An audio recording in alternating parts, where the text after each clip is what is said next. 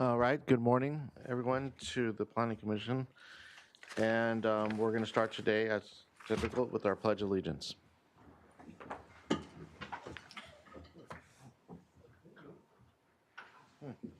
I pledge allegiance to the flag of the United States of America and to the republic for which it stands, one nation, under God, indivisible, with liberty and justice for all. All right. Mr. Villalobos, if you can provide the TV coverage announcement. Yes, thank you, Mr. Chair, and good morning to the Commission. Planning Commission hearings are televised live on County and Santa Barbara Television, CSB TV, Channel 20 at 9 a.m. in the South Coast, Lompoc, San Ynez Valley, Santa Maria, and Arcot areas.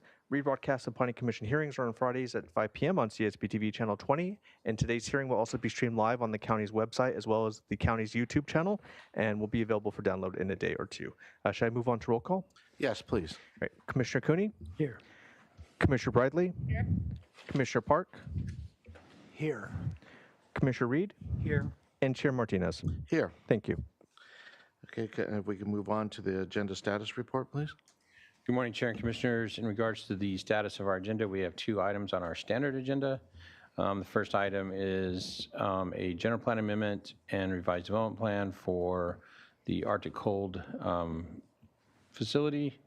And then the second item on the agenda is the continuation of the agricultural enterprise ordinance amendments. And staff applicants are ready to present on both those items today. I can move to the projection report, Mr. Chair. Please do.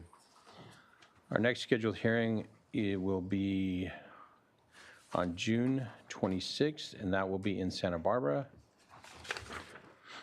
There are three items on that agenda. We have a conditional use permit for the Lompoc Valley Medical Center, and then we have a appeal of a cannabis cultivation in the Carpinteria, and an appeal of the YMCA Channel Islands in the San Ynez area.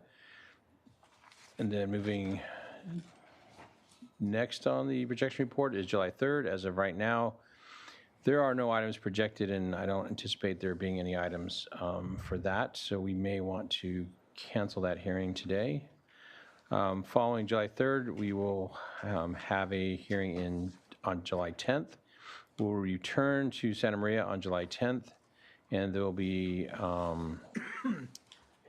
a outdoor cannabis cultivation on that hearing. We have two telecom projects on that day, and then an appeal of a grading permit on that day as well. Again, that's in Santa Maria on July 10th.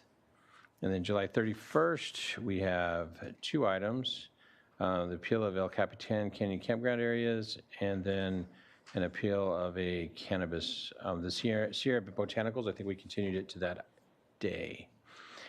August 7th, we have nothing projected, and then August 14th, we're again in Santa Maria. Just as a note, July 31st, we're in Santa Barbara.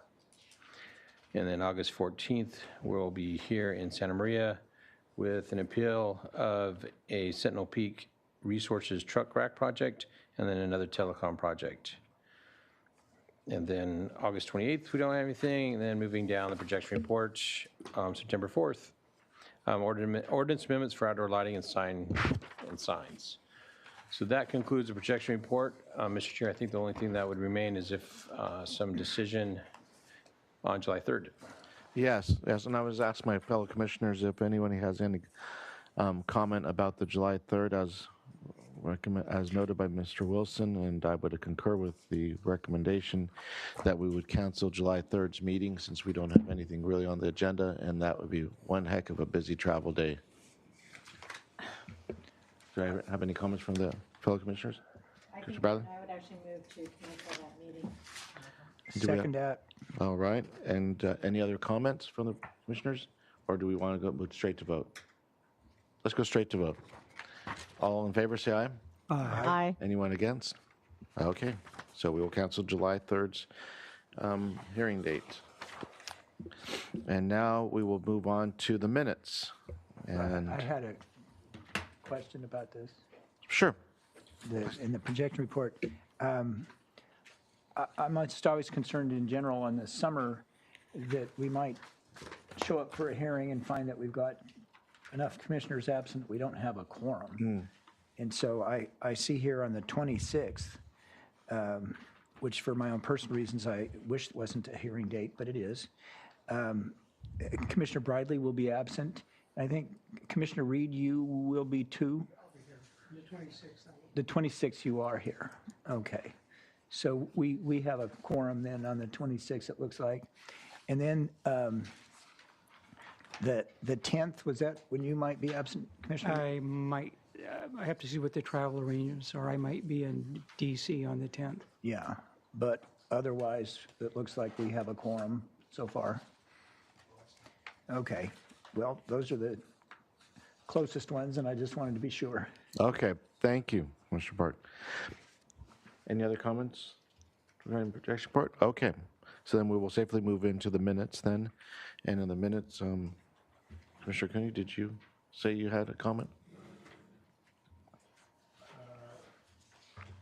Mr. Chair, I was only talking about what we were talking about, but with respect to these minutes, I have no corrections. That is the hearing of April 1.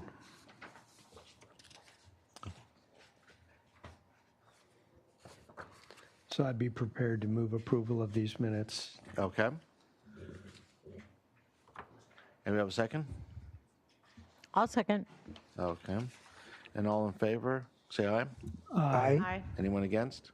All right.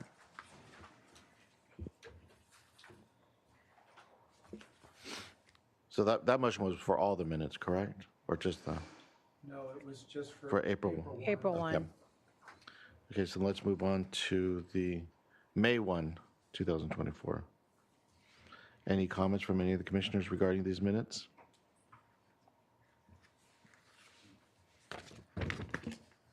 Hearing none, do I hear any motion to confirm these minutes? so moved. A second, please. Second? All right, all in favor, say aye. Aye. Aye. Anyone against? Okay, passed unanimously. Now we're going to move on to the May 8th minutes. And I'd ask if any commissioners have any comments regarding these minutes. Hearing none, do I hear a motion to confirm the minutes as presented for May 8th, 2024? So moved. Commissioner Cooney, and a second, if I could hear? I'll second. Okay, Commissioner Reed. And all in favor, say aye. Aye. Aye. Aye. Anyone against? All right. So those will pass for those minutes. Now we would move into the director's report.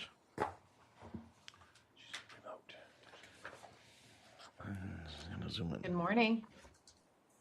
Good morning. Can you hear me okay? Yes? Okay, super. Good morning, Mr. Chair, members of the commission. Just a few quick updates from the department. The housing element update was submitted to the Coastal Commission, so those portions that need to be approved by the Coastal Commission are starting to move through that process. We'll keep you posted on that. I wanted to let you know that the long-range planning team is going to begin some work on some of the implementation items that we have in Chapter 5 of the housing element. We're going to be starting working on local preference issues, the county density bonus program that's intended to stimulate moderate priced housing, and then also the inclusionary housing ordinance.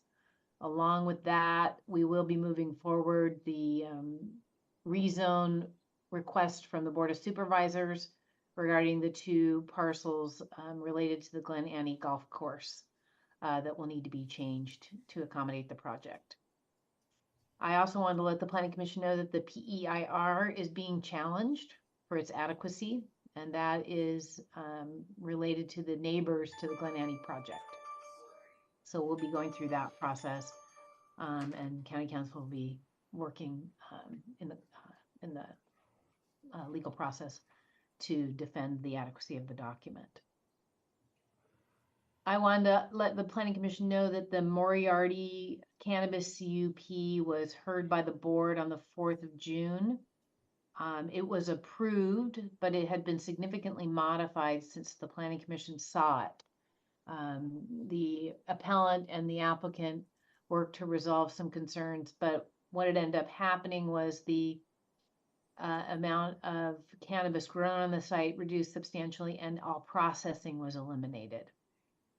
The board had a little bit of heartburn over that because the processing is something that can generate revenues for the county. But they went ahead and approved it because the applicant was in agreement with it. And lastly, the budget hearings were completed yesterday. I would say our county is actually in pretty good shape compared to some of the other counties across the state and the state, in fact. That's because of the prudent planning that's been done by our CEO and the board. So essentially our budget hearings were very smooth. Most departments did not ask for any additional staff because we know that resources are tight. You may also want to know that the board voted to put a TOT tax increase on the ballot in November. That happened, I believe, last week. And so we will see if that's another way to raise money for the county. Any questions about those items? I do. Yes, Commissioner Biley? Thank you, Director Plowman. I just have one question in terms of the lawsuit for the HEU. How does that affect the sequential steps for all of the cases? Or does it mean that the staff can't work on them, or can you explain that? Sure. So in this case, there's been no injunction preventing us from relying on it. So we will continue to rely on it for our housing element projects. So it's just going to move through the process. If we're found to be insufficient, then we'll have to have another conversation. But right now, we can continue to move the housing element projects, or projects that are described in the housing element forward, and rely on that document.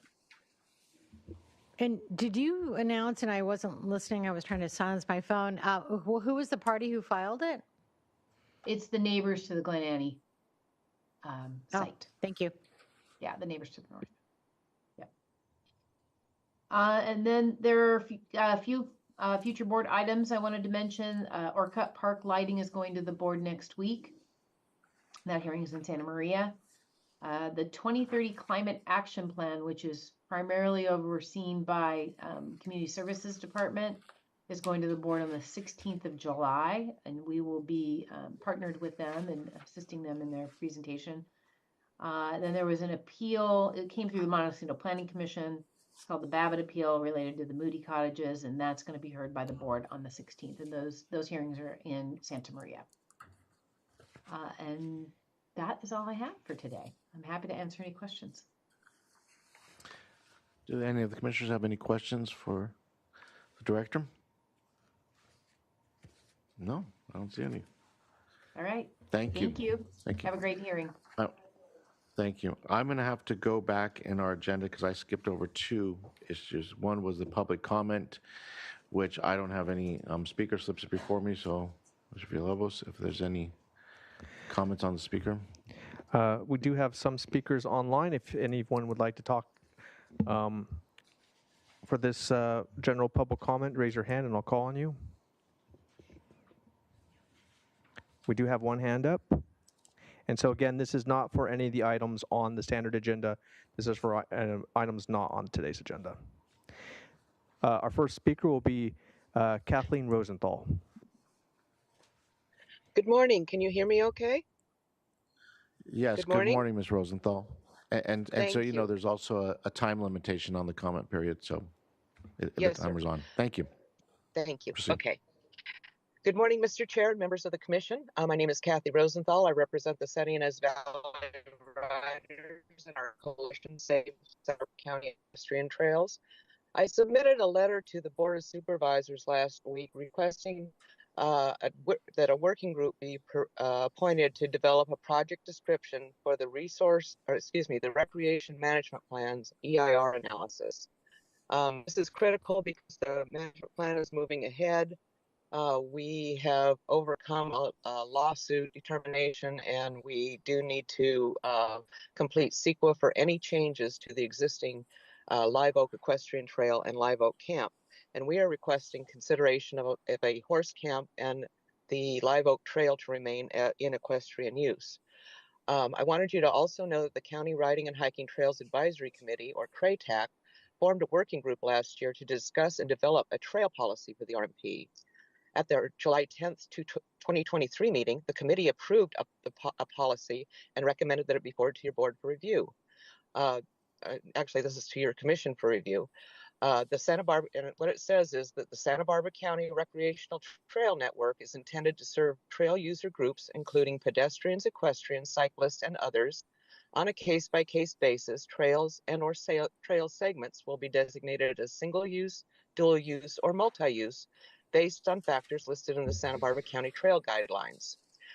This CRATAC recommended policy is counter to the Parks Division standard practice of multi-use trails on every trail, because it recognizes that valid conflicts do exist between users, particularly given new technologies developed for mountain and e-bikes. This policy allows for some trails to be reserved for more traditional trail users and mitigates conflicts hikers and horseback riders have with mountain bike and e-bike enthusiasts. The CRATAC recommended policy provides discretion in the determination of appropriate trail uses based on site-specific factors. This policy is vital for trail user safety and protects existing land uses and habitat protection. And we would like to see that policy included in the RMP. So what this policy does is it opens the door to allow for more equestrian facilities in the county. And currently in most documents and what do I want to say, the guidebooks for like the Parks Commission and everything, they do emphasize equestrian facilities. However, Live Oak Equestrian Trail is the last facility in the county for safe equestrian recreation use. I want to point out that in San Diego County, just this year, they opened the Diane Jacob Lakeside Equestrian Park at a cost of $4.5 million. And at Hill Canyon down in Ventura County, they just opened up a riding academy to a concessionaire at that facility. So there is potential here for revenue development for the county. Ms. Rosenthal, I'm going to have to cut you off there. The time has expired on that, but I hear your comments and thank you for your time in providing them. Thank you. Yes, sir. Thank you. Thank you. Is there any other? I wanted to add something there. Sure.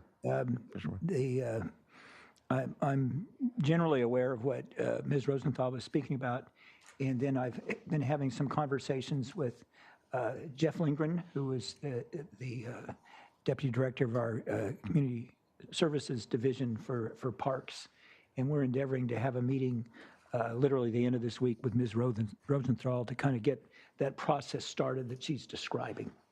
So people are listening. Great. And I don't have any additional hands up. okay, and then one other thing that I skipped over by accident is the Planning Commissioner's informational reports, and this is the opportunity for commissioners to provide the public any comments that they have. Mr. Biley?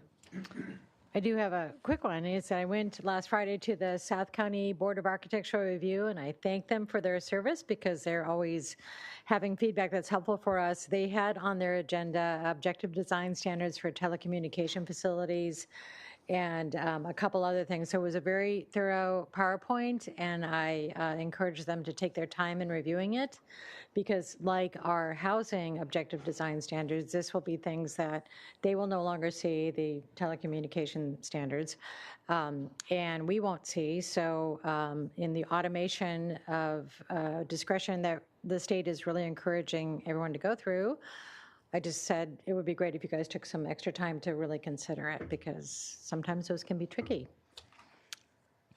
They appreciated the feedback. That's it. Great. Mr. Park? You know, I wanted to share something. It relates to the AEO today, but it doesn't really fit in with the way that discussion will proceed, so I want to discuss it now. And that Commissioner Reed and I have had a couple of meetings with various people, but primarily folks from Environmental Health Services, Jason Johnston, who's spoken a number of times with us, and other people from his department. And we, our last meeting was a virtual one. Was it just this week? Yeah, it was Monday, and it included a lot of our P&D staff. And the point of these meetings has been to flesh out how Environmental Health Services would be involved in some of these agricultural enterprise endeavors, and what EHS regulations are and how that all fits. I have to profess enough ignorance that I've never really understood it as it's come up during our hearings. The hearing process isn't really a great way to learn sometimes when you get a few minutes on this, a few minutes on that. So in these meetings that were hour, 2 hours, really get into it has given me a much better understanding of things. So I think that'll be useful when we get to the AEO. But I kind of pose a general question of how can we somehow include it in our process, workshops or something where we can have some lengthy give and take with other departments when it relates to these things like EHS and of course the fire department. I don't expect anybody to answer that right now, but it's just something I think has improved the process for me anyway this time, and I'd encourage it in the future. Thanks. Thank you, Commissioner Park. Commissioner Cooney, your light's on, and I don't know if you... Sorry. That's no problem. And, well, I just wanted to make a comment that in the law profession, and most lawyers, we receive what we call the Daily Journal. The Daily Journal had some great articles about these challenges to the subdivisions and all these housing elements, and those cases are finally being decided and coming up, and interested to see how the outcome is going to be, but just thought I'd mention that. With that being said, I'm going to move on to the standard agenda, and the standard agenda item is, Mr. Villalobos, if you could first call that one. Yes, thank you, Mr. Chair. The following is a hearing on the request of Arctic Cold Betaravia LLC to consider case number 22 GPA 6, 22 CUP 21, 23 RVP 24, 23 TPM 2, and to approve the addendum to the Environmental Impact Report 21 EIR 1 pursuant to the state guidelines for implementation of the California Environmental Quality Act. Okay, and before we proceed into the staff's presentation, I'd ask for the commissioners any ex-parte communications regarding this issue. Commissioner Reed. Yes, earlier this week, I did a site visit at Arctic Cold, hosted by Mr. Swank. Also had a chance to talk to the engineer on site. Had a couple of issues I really wanted to inspect personally because there had been previous comment and history regarding them, and was well satisfied by the end of my visit. So, Thank you. Commissioner Briley. I just had a conversation with David Swank on Monday of this week, and I'd seen the site before when we took action on the prior case. Okay. Any other commissioners? Okay. And as for myself, I had a telephone conversation with Mr. Swank regarding the project and basically the agricultural overlay situation. I also had a conversation with a gentleman by the name of Daniel Chavez of last week, who is a farmer, and regarding the impacts in regards to this project. With that being said, if we could have staff's presentation.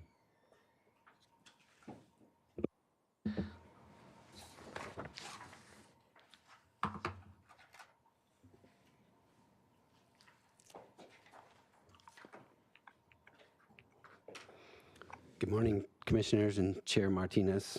Steve Connor. I'll be presenting this project. The project is located at 1750 East Betaravia Road, approximately 1 mile east of the city of Santa Maria, near the southwest corner of the intersection with Rosemary Road. Thank you.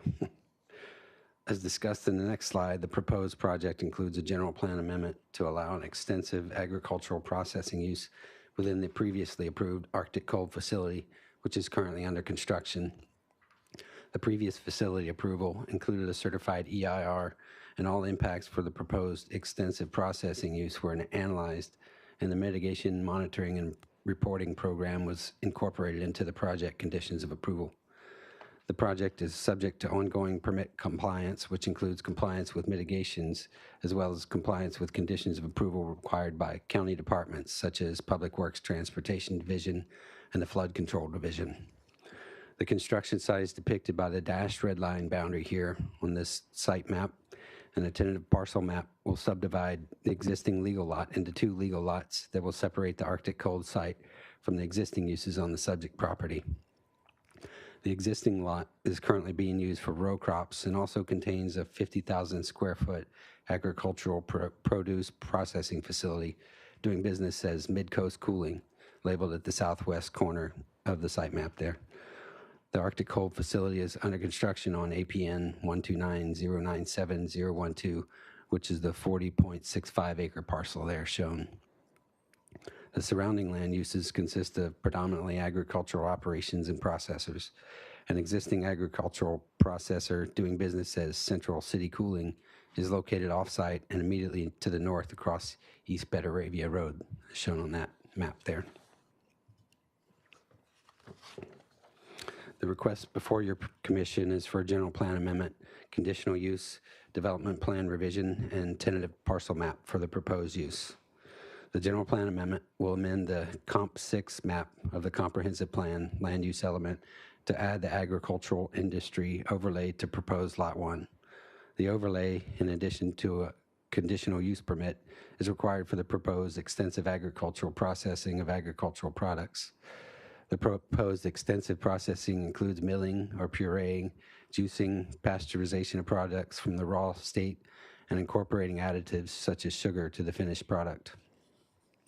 The development plan revision is required for the proposed extensive processing use, in addition to a request for construction of a new 35-foot tall flagpole at the western driveway entrance to the facility. As mentioned in the previous slide, the tentative parcel map will separate the Arctic Cold site from the existing uses and provide a fee title separation of ownership that matches the existing configuration of 2 assessors parcels. The proposed overlay boundary will align with the existing 40.65 acre assessors parcel, and the existing on-site uses will continue to operate on the existing 71.1 acre assessors parcel.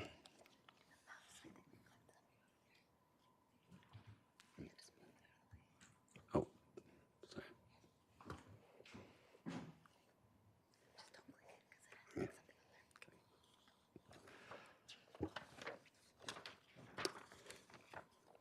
sorry.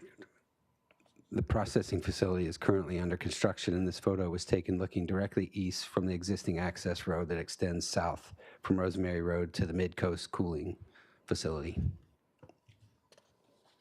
Here's a closer view of the northwest corner of the facility as viewed from the temporary construction access road along the northern boundary of the site. On this site plan, the existing building is represented by the blue dashed outline, and the proposed extensive processing use will occur within the red area.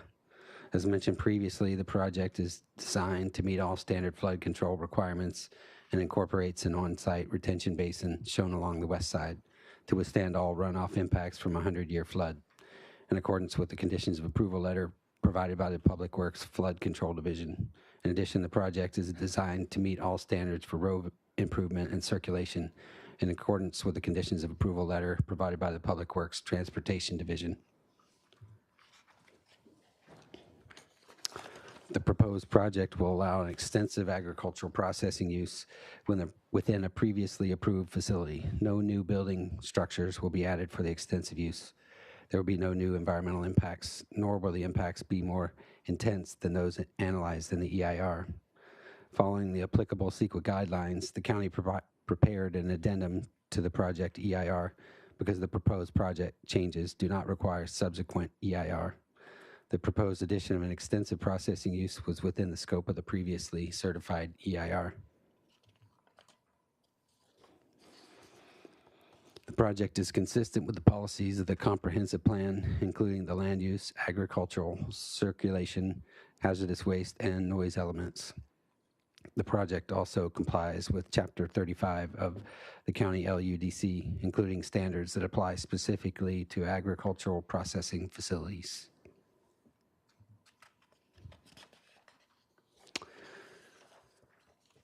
Staff recommends that you recommend the Board of Supervisors make the required findings for approval included in Attachment A, determine that EIR addendum is adequate, adopt the resolution, and approve the project, subject to the conditions included as attachments B1 through B3. This concludes staff presentation. Staff and the applicant team are available to answer any questions. Thank you. Commissioners, any of you have any questions at this time of staff?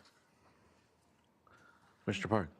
This is just a very basic question on the proposed subdivision. So it's Ag 2 zoning, right? Correct. But what's the parcel size for the Ag 2 zoning there? 40-acre minimum. Okay, and so then these will each comply with that. This would Got it. actually Thanks. bring it into compliance. Yeah. Commissioner Reed. Yes, I have a couple of questions. First, I mean, I understand the lot split to separate the 40 and the 70, no problem.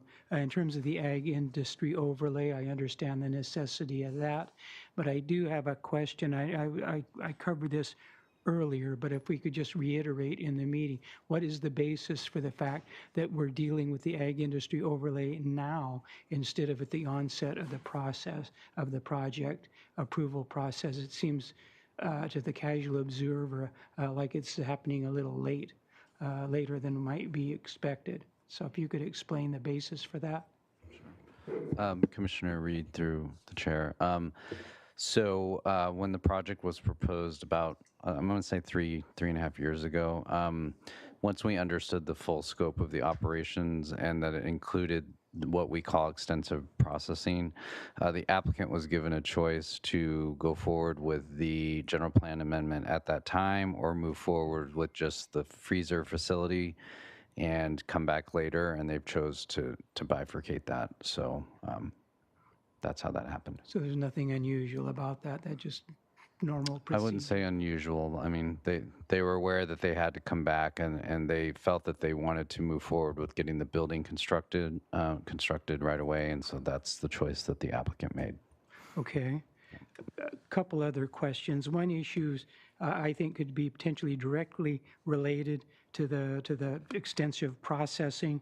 The other one, more general in nature, but both based on just general comments and knowing the area. First, drainage. I know there's the area immediately east of this facility has kind of historically been, due to its flat nature, historically prone to flooding events, especially out along Pearl Road, those areas. I know there was an existing ditch that was responsible for draining that area that now runs down the eastern perimeter of this property and then westward along Betaravia Road.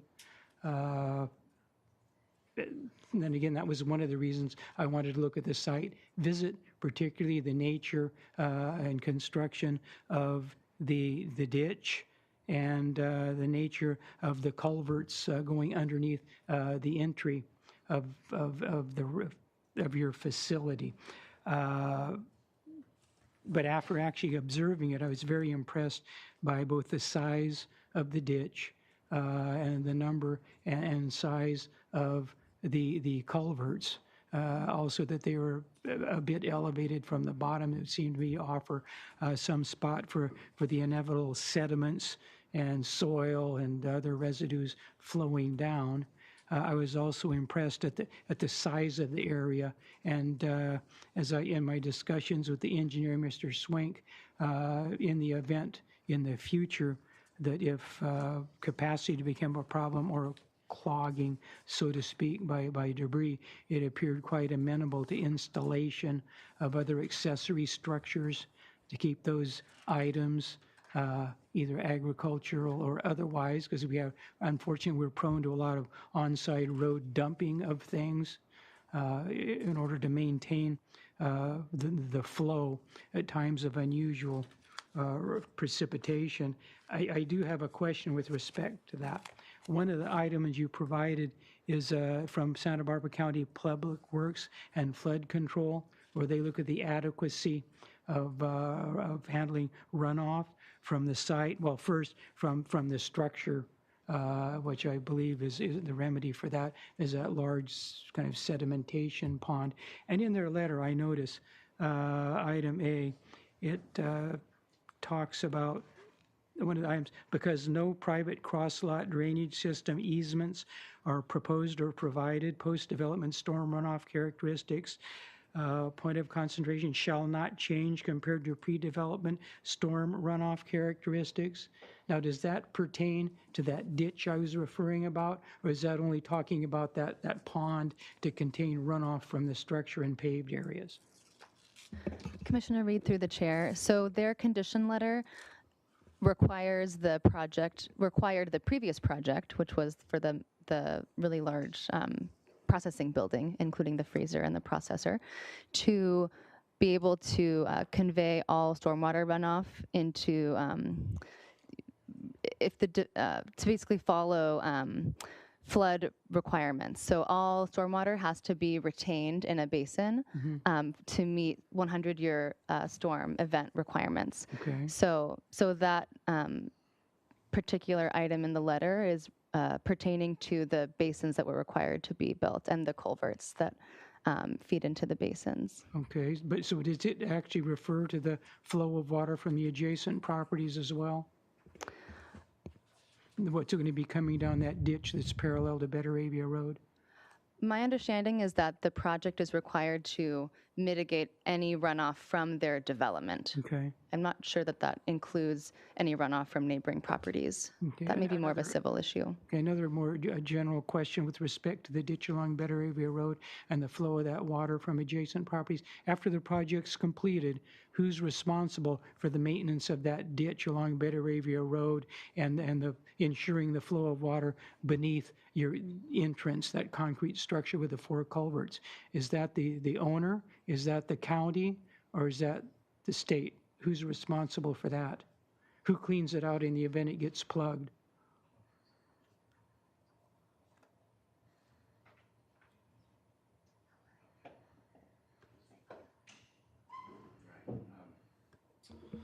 Commissioner Reed, through the chair. I'm thinking, and the applicant is thinking also, that this is a flood control maintained drainage. So county would be responsible Yeah, so for it's that? county, yeah, but I don't, I can't verify that right now. I can send a message and see if I can get an answer to that. Yeah, because I look at some other ditches like along East Jones, which is real near where I live, and I see them being cleaned out, but it seems Yeah. to be by private companies. Right. But it could be a contractor for the Yeah, county. yeah. I'm not sure. But Yeah. just kind of a lingering question is who's going to ensure the reliability of that drainage system so that it doesn't flood the road, undermine the pavement, all sorts of other potential possibilities. It Okay, just- I'll see if I can rustle up an answer here. yeah, it'd be Okay. nice if the public could be assured with respect to that. Okay, great. Other question I had, just based on every time we see something new being built, particularly something of this size,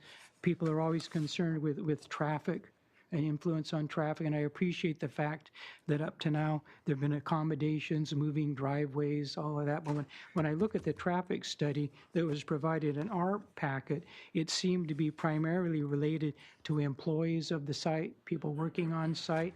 I did not seem to find much relative to to truck traffic, which is typically what the public is concerned with, particularly since those are some very busy intersections.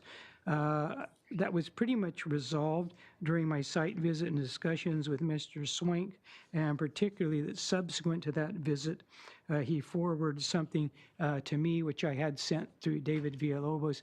All of us received it, looking at truck travel, which was apparently part of the traffic study from Associated Transportation Engineers of May 2020.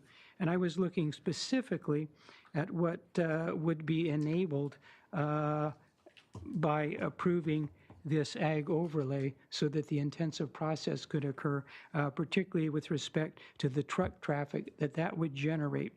And I believe from this table 3A, which was from page 10 of the Advanced Associated Transportation Report, it appears, according to the way I read it, during just average periods of time, that processing portion of the facility will generate 10 truck trips a day for vans.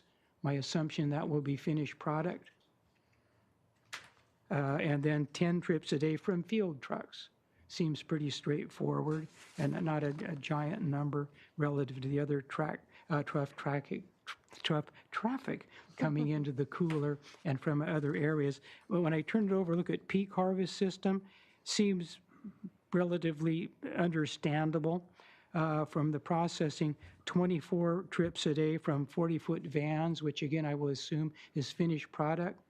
But what I don't quite get, during average period, there seemed to be a one-to-one relationship from the vans carrying finished products and from field trucks bringing in material to be processed. But in peak periods, you have 24 vans, but 52 field trucks. So I don't quite grasp the discrepancy, and I can't accept that there's going to be that much more waste. So, or are a lot of those field trucks going to be partials or something? Why the difference?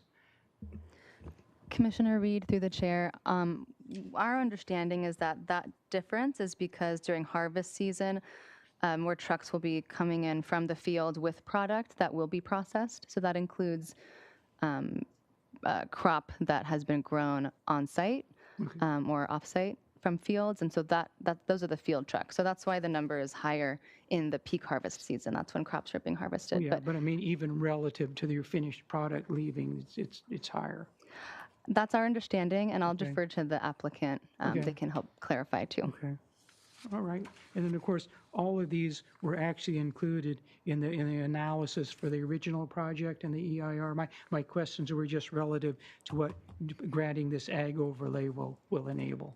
So. That's correct. Okay, thank you. Those are my questions. Thank you, Commissioner Reed and Commissioner Biley. I'm so happy that Commissioner Reed went first because he got a lot of my questions answered. Thank you. Just a bigger picture question is, how often does this ag overlay come into play in cases for the department? Is this kind of unique? Commissioner Bradley, through the chair, this is the first one I've encountered in the 5 years I've been here. Mr. Wilson, are you aware of any previous cases or? Chair, Commissioner Bradley, I'm similar to Mr. Seward's, relatively new here. Looking around the audience, we have Mr. Lackey, who's got years of experience in sorry, I didn't mean to draw years, but it was to highlight his expertise. Typically what we've seen in our office is that there's properties that are already in the ag industry overlay, and so their projects are coming in to be consistent with the ag industry overlay. But the ag industry overlay is designed for like the Arctic cold, for more extensive agricultural processing, so that they can apply to be brought into the ag industry overlay to allow that type of extensive agricultural activities to occur. Okay, it just seems very complicated to be able to add a little bit of product to product that was already authorized and for which the project was built. So I'm not going to go into deliberations, but this is quite thorough. A staff report, and I appreciate staff's work on that. It's a good way to summarize things. So thank you. That's my only question. Thank you. And any other commissioners have any questions at this time for staff? Seeing none, then we'll go to the applicant at this time.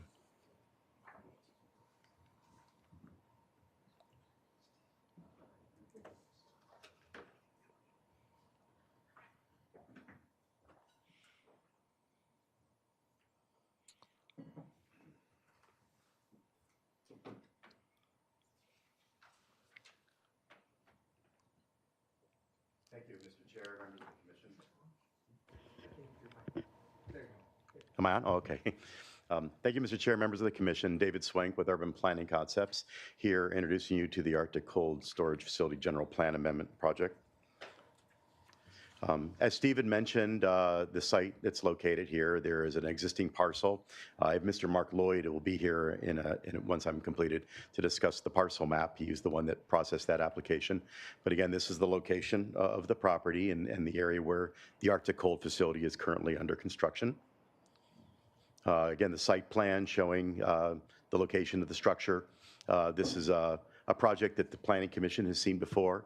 On March 9th, 2022, this commission had approved the project, and it's currently under construction. This is a major regional facility that's of a lot of benefit to our area farmers who are excited that this project is going to be here. The Arctic Cold, they have numerous national, international clients. For example, Smucker, Sunkist, Pick Sweet, they all utilize their facility. And also Titan, who is the processor tenant onto the site.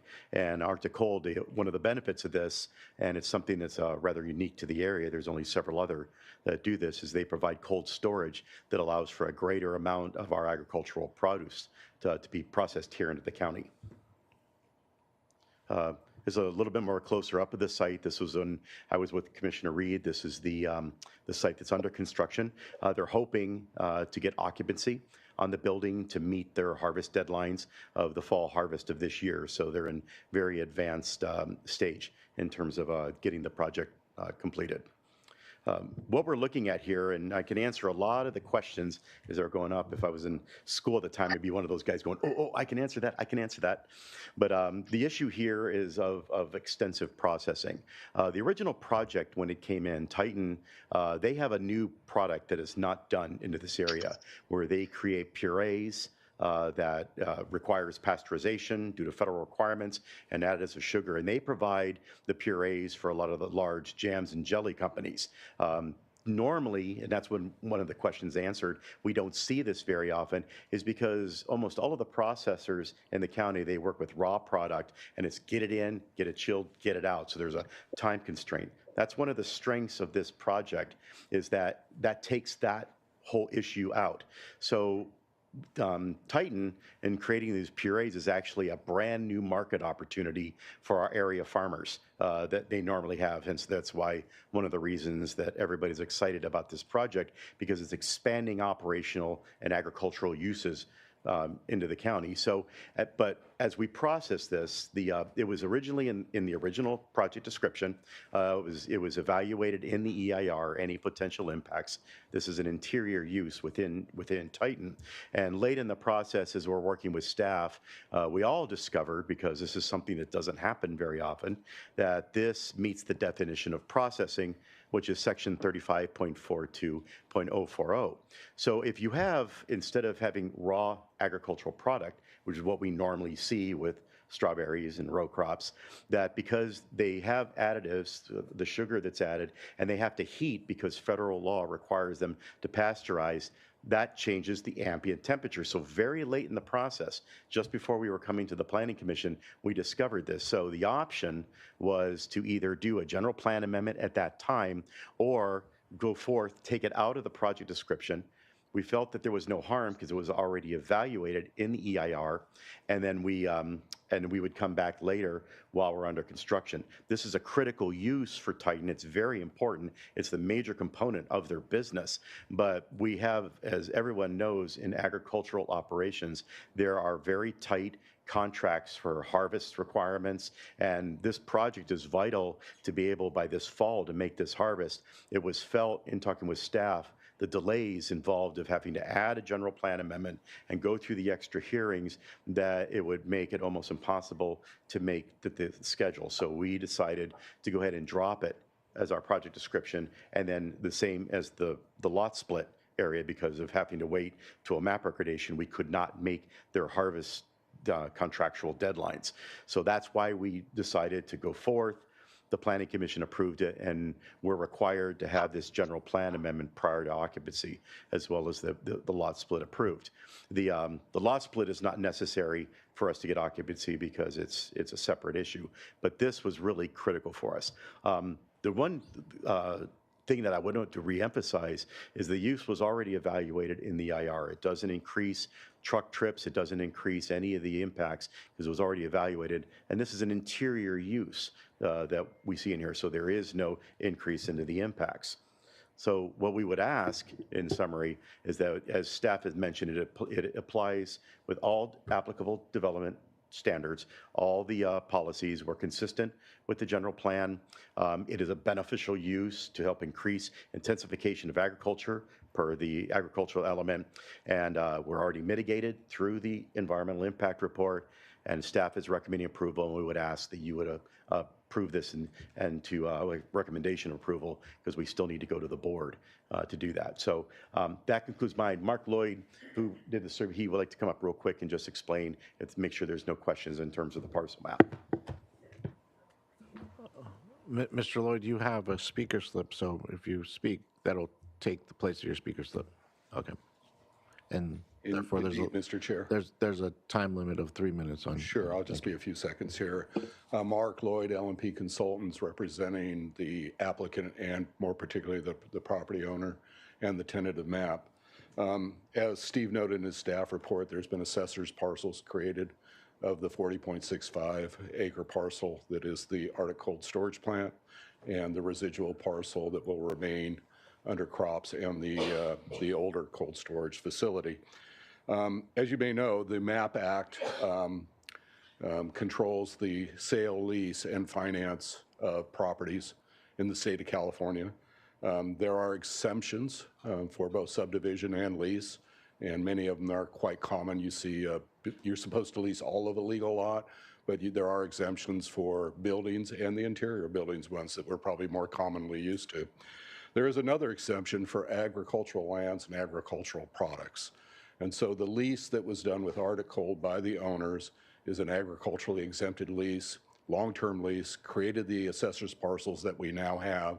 So in regards to the title interests that are set forth in the MAP Act, sale, which is fee title, lease, which is a lease of land, and finance, which is deeds of trust, two of those have already been perfected through the long-term agricultural lease exemption, and the parcel map is simply to now allow the creations of the lots to transfer the fee title.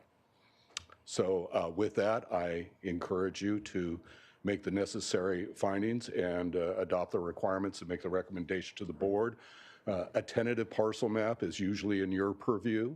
However, since there are legislative changes that are being applied for here, the tentative map is bundled with those legislative changes and all goes to the board. I would like to thank Steve Connor for his work on the project, and I'm here to answer any questions you may have in regards to the tentative map. Commissioners, any questions of that? I do. Yeah. Commissioner Bradley. Thank you, Mr. Lloyd. You said, I think what you meant was the parcel map is normally under not the Planning Commission's review, but it's gotten bundled up with what we're doing here, right? Normally parcel maps go to the zoning administrator? No, well, normally parcel maps go to this commission. Okay. Okay, so you would normally see this and have the approval. Today, you're making a recommendation to the board, and that is because there's a provision in the zoning ordinance that requires bundling of all applications to the highest decision maker, which is the board for the legislative decisions. Okay. I thought I had that wrong. I thought it was subdivision maps. I bet that is numbing to the audience, but. I'm following you. I'm on the train. I got it. Okay. So the question, and just to reiterate, you said that we need to have this parcel map completed and then recorded for the transfer of the property between parties, right? It's actually correct. Property transfer. Okay, for the fee title of the 40.65 acre parcel to go to Arctic Cold from the Maldonado family. So Arctic Cold is the operator and the applicant, and I guess I'm confused. Why are they getting rid of part of the parcel? What is there some sort of internal business model that requires that, or? Well, I believe that Arctic Cold would like to own the property that it leases. Oh. So it's doing the lot split so that there could be legal transfer of that property to Arctic Cold pursuant to the Subdivision Map Act and local ordinance. Okay. Hence the creation of the map. As I said, 2 of the MAP Act title interests are already transferred by the lease. This is the last one, fee title, important as it is. Yeah. So that's why the general plan amendment action has to be done so that the title is clear and all and consistent with the general plan for the parcel map to go. Indeed, pursuant to the findings in the staff report. Okay. All right. Thank you. Thank you. Any other questions, commissioners? Seeing none.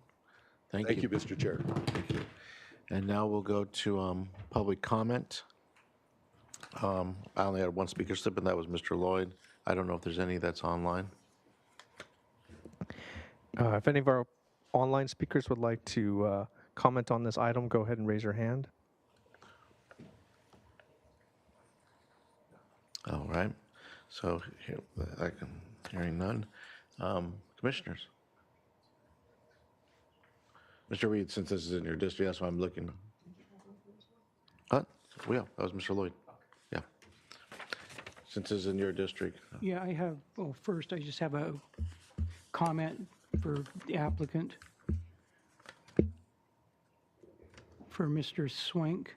I'd like to thank you for your very complete explanation on why this application was bifurcated and why we're hearing the ag overlay now. And I appreciate the fact that, yeah, the processing that's going to occur with the pasteurization and the addition of additives. Now, the additive in this case is sugar. Is that sucrose? Or is it like high fructose corn syrup? Or, that's just for my own edification, has nothing to do with approving it or not. Chair Martinez, Commissioner Reed, what I understand, it's just sugar. Table sugar, sucrose. Right, and I can answer your other questions now too, because we have clarification on things like Okay. ditches and things. So, Right. Well, my other questions I think have been resolved, so, okay. yeah, I think Well, we did. Commissioner Ray, I will tell you, we did get clarification from the client. And this was when we processed this project, that area is under flood control's 5-year annual maintenance plan. But Okay. they did clarification that Arctic Cold will be maintaining that irrigation channel. Arctic Cold. So it will not be the county. Okay, okay, that helps, thank you. Yeah, so, And then the culverts, I got verification are roads. They maintain the culverts. roads does, okay. All right, that's good. In the future, if we find that business is booming and the number of truck trips increase remarkably, what capacity, is that contained in the original application, or would that require some change in description or the use plan? Chair Martinez, Commissioner Reed, no, those are the numbers that were evaluated. These numbers also are a worst case scenario. And I can answer some other questions on yours from the clarifications on some of the truck trips. The line trucks, as you see as part of the freezer, that's maintained through the year because they're not dependent upon the harvest season because that's a freezer. When Titan receives theirs, you have field trucks that are coming in.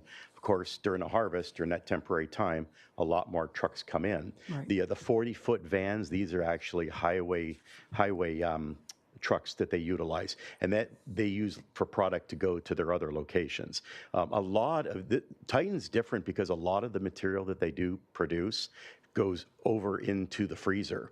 But also what they do is they also have a Salinas location. So if they have to go road, to a lesser extent to Oxnard with the other Arctic Cold facility, those trucks are utilized of doing produce, both raw and developed, would go back and forth between their facilities. So that's the reason for those 40-foot trucks, because those are highway-rated trucks. They're not the farm trucks that we see bringing produce in. So it's mainly a finished product, as you thought.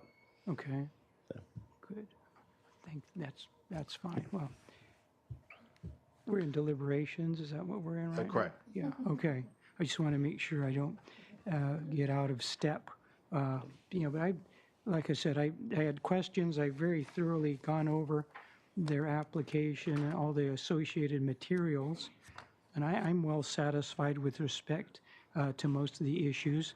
My other concerns, the reason I did the site visit were the traffic and the drainage. Based on what I learned during the site visit and what I've learned thus far during this hearing, I'm fully satisfied with those.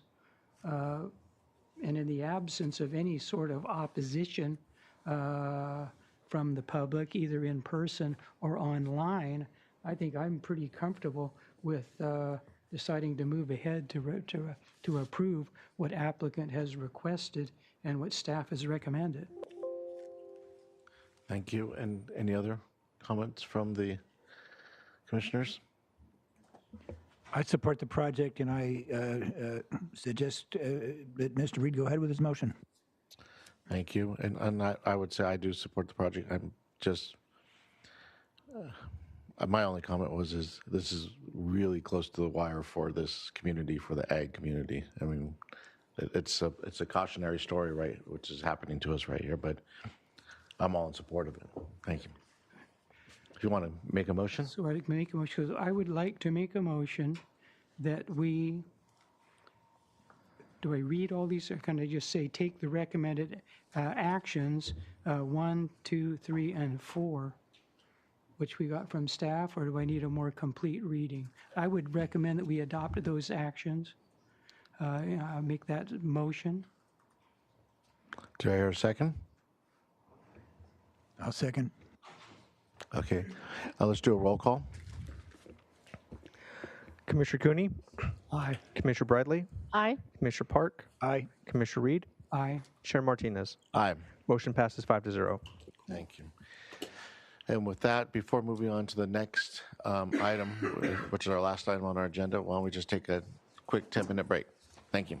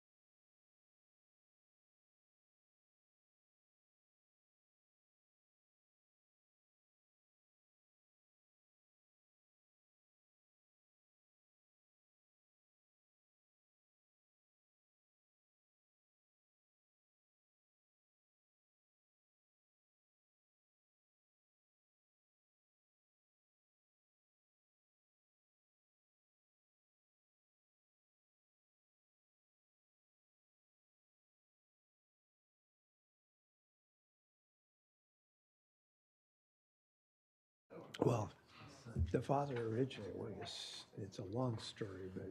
Okay, good morning again, everyone, and we're going back.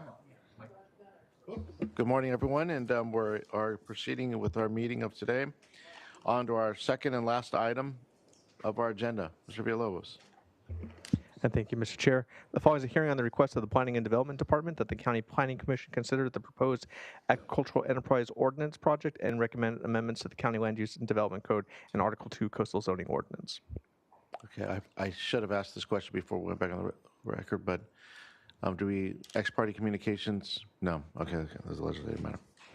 So then what we'll do is we'll go straight to staff. Thank you, Mr. Chair. Good morning, members of the Commission. I'm Julie Harris, the Project Manager for the Agricultural Enterprise Ordinance, or AEO, and I will be giving staff's presentation today.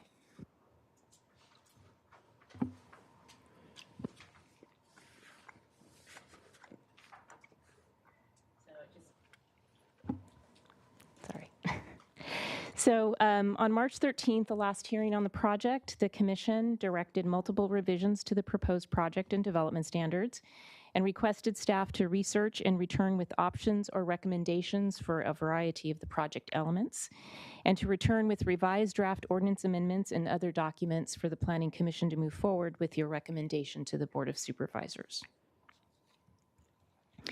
The staff report includes a full list of the Planning Commission's key recommended changes from the last hearing.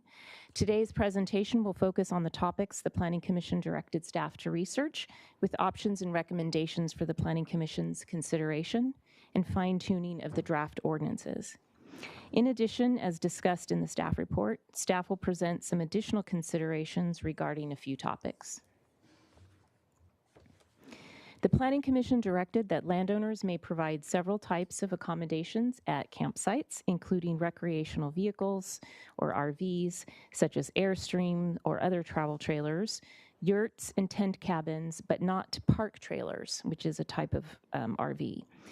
The Planning Commission also directed that the number of landowner-provided accommodations be limited to some proportion of the overall total number of campsites at a campground, to ensure availability of simple campsites for lower cost camping, including tent camping and people camping in their own RVs. The Planning Commission requested staff return with a recommendation.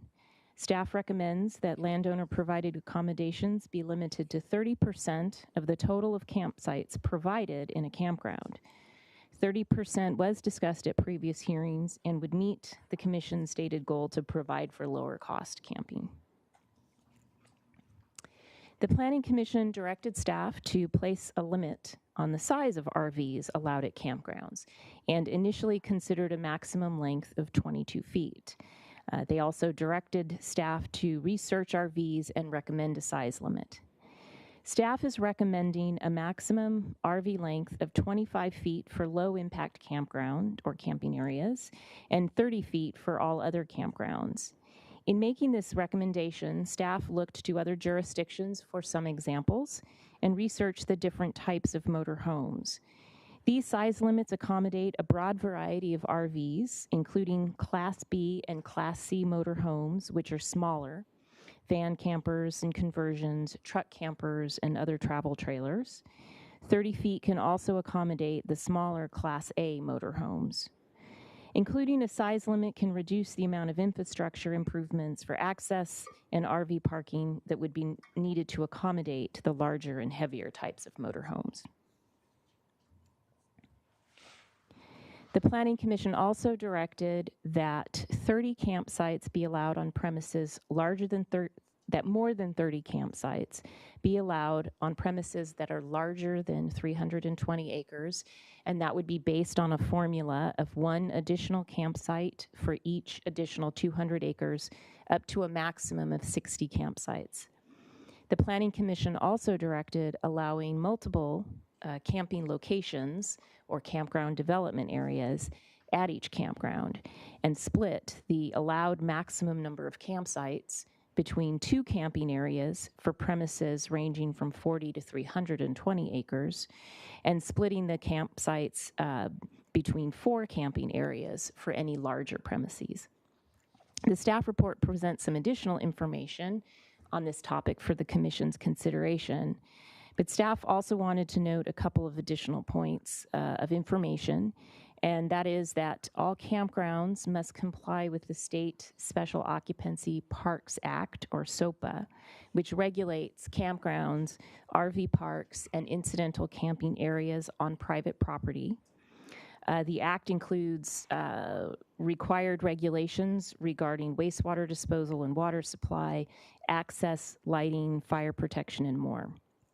For example, state regulations implementing the Act require at least one toilet, one shower, and one lavatory for each gender for each 25 lots or fractional part thereof.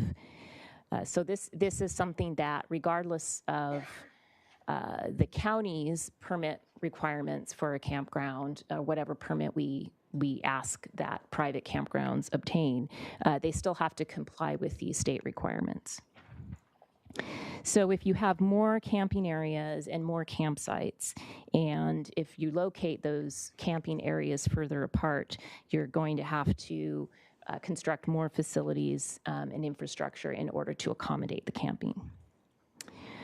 Something else to consider is whether a 40-acre premises is large enough to accommodate the primary agricultural use and 2 separate camping areas without impacting the on-site agriculture.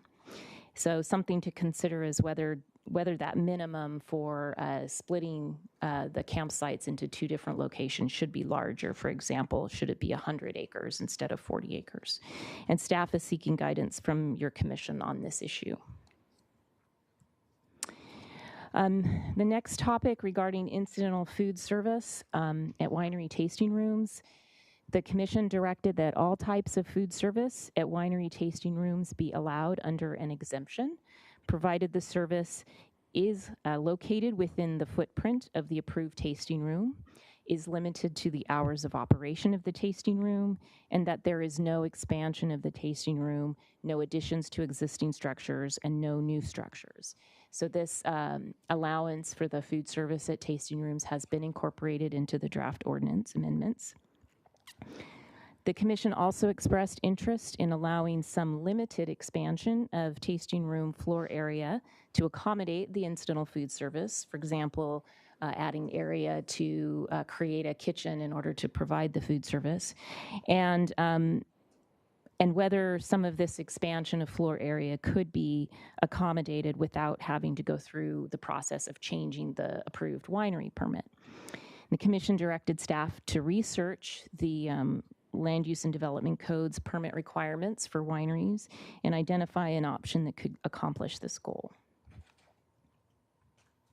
So regarding this request to allow some expansion of floor area with a zoning clearance and not going through that larger process, staff believes that this can be accomplished if the expansion is limited to converting interior floor area of the tasting room or other winery structural development to food service supplementary uses such as the kitchen or storage or food prep areas or some tasting room area.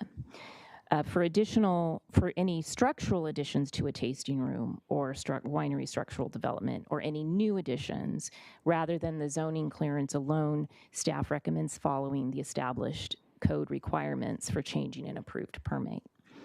This process starts with determining whether the addition is in substantial conformity with the approved permit. It's called an SCD for short. And if it is in substantial conformity, then a land use permit can be approved, which is just a step above the zoning clearance permit. And it's a relatively straightforward process, and depending on the scope of the changes, it also avoids the potential for making any significant changes to a winery without going through the process of assessing the winery permit. It is an important step to consider given the sensitivity of the winery regulations and the fact that many winery permits and their conditions of approval were carefully crafted in the context of the existing winery regulations, environmental review, and site or project-specific circumstances. A zoning clearance without the review of the approved permit for any new structural development could unintentionally overlook some important aspect or condition of approval of the winery's permit. The Planning Commission also recommended that incidental food service be limited to the tasting room hours of operation. Typically, with newer or more recent winery permits, the tasting room hours of operation are written into the permit. However, there are older permits that were approved without determining a tasting room hours. Staff recommends the incidental food service of operation at those tasting rooms that do not have a permit approved time frame, that those food service hours be limited between 10 a.m. and 6:30 p.m. And this is recommended as these hours align with the most common approvals, and they provide for parity between most of the wineries. Regarding farm stays, the Planning Commission recommended that farm stays comply with the proposed 1,000-foot setback from adjacent row and food crops that are proposed for the various visitor-oriented uses. The recommendation also includes several exceptions, as discussed at the last hearing. Staff is seeking clarification regarding how to apply the setback to farm stay accommodations, especially those accommodations that may be allowed within the existing principal dwelling or clustered near the principal dwelling. In this instance, it's possible that the existing dwelling may already be located within 1,000 feet of a food crop cultivation operation on an adjacent premises. And applying the setback in this case could prohibit the farm stay use within the existing principal dwelling or near it. Thus, staff is seeking further direction on how to apply this setback to farm stays with the 4 options that are listed on this slide, and these options are also listed in your staff report. The Planning Commission directed that farm stay accommodations be allowed not only in the principal dwelling, but also in conversion of existing structures, new structures, or guest cottages, and park trailers. To ensure new structures comply with the purpose and intent of the farm stay use, staff recommends a size limit of 400 square feet, which is the size of a large hotel room and would also accommodate most park trailers. Staff's recommending that this be applied to the farm stay accommodations. And also, staff recommends that full kitchens and cooking facilities not be allowed, but instead allow a wet bar with a sink, a mini refrigerator, and microwave, similar to how guest houses are permitted. The Planning Commission also asked staff to determine whether 8 guest rooms would be possible under the state law that permits farm stays or that allows farm stays, and if so, to allow 8 guest rooms instead of the proposed 6. Staff reviewed the state law known as the California Agricultural Homestay Bill and confirmed that it only allows a maximum of 6 guest rooms. Thus, staff recommends that 6 guest rooms for the farm stay use.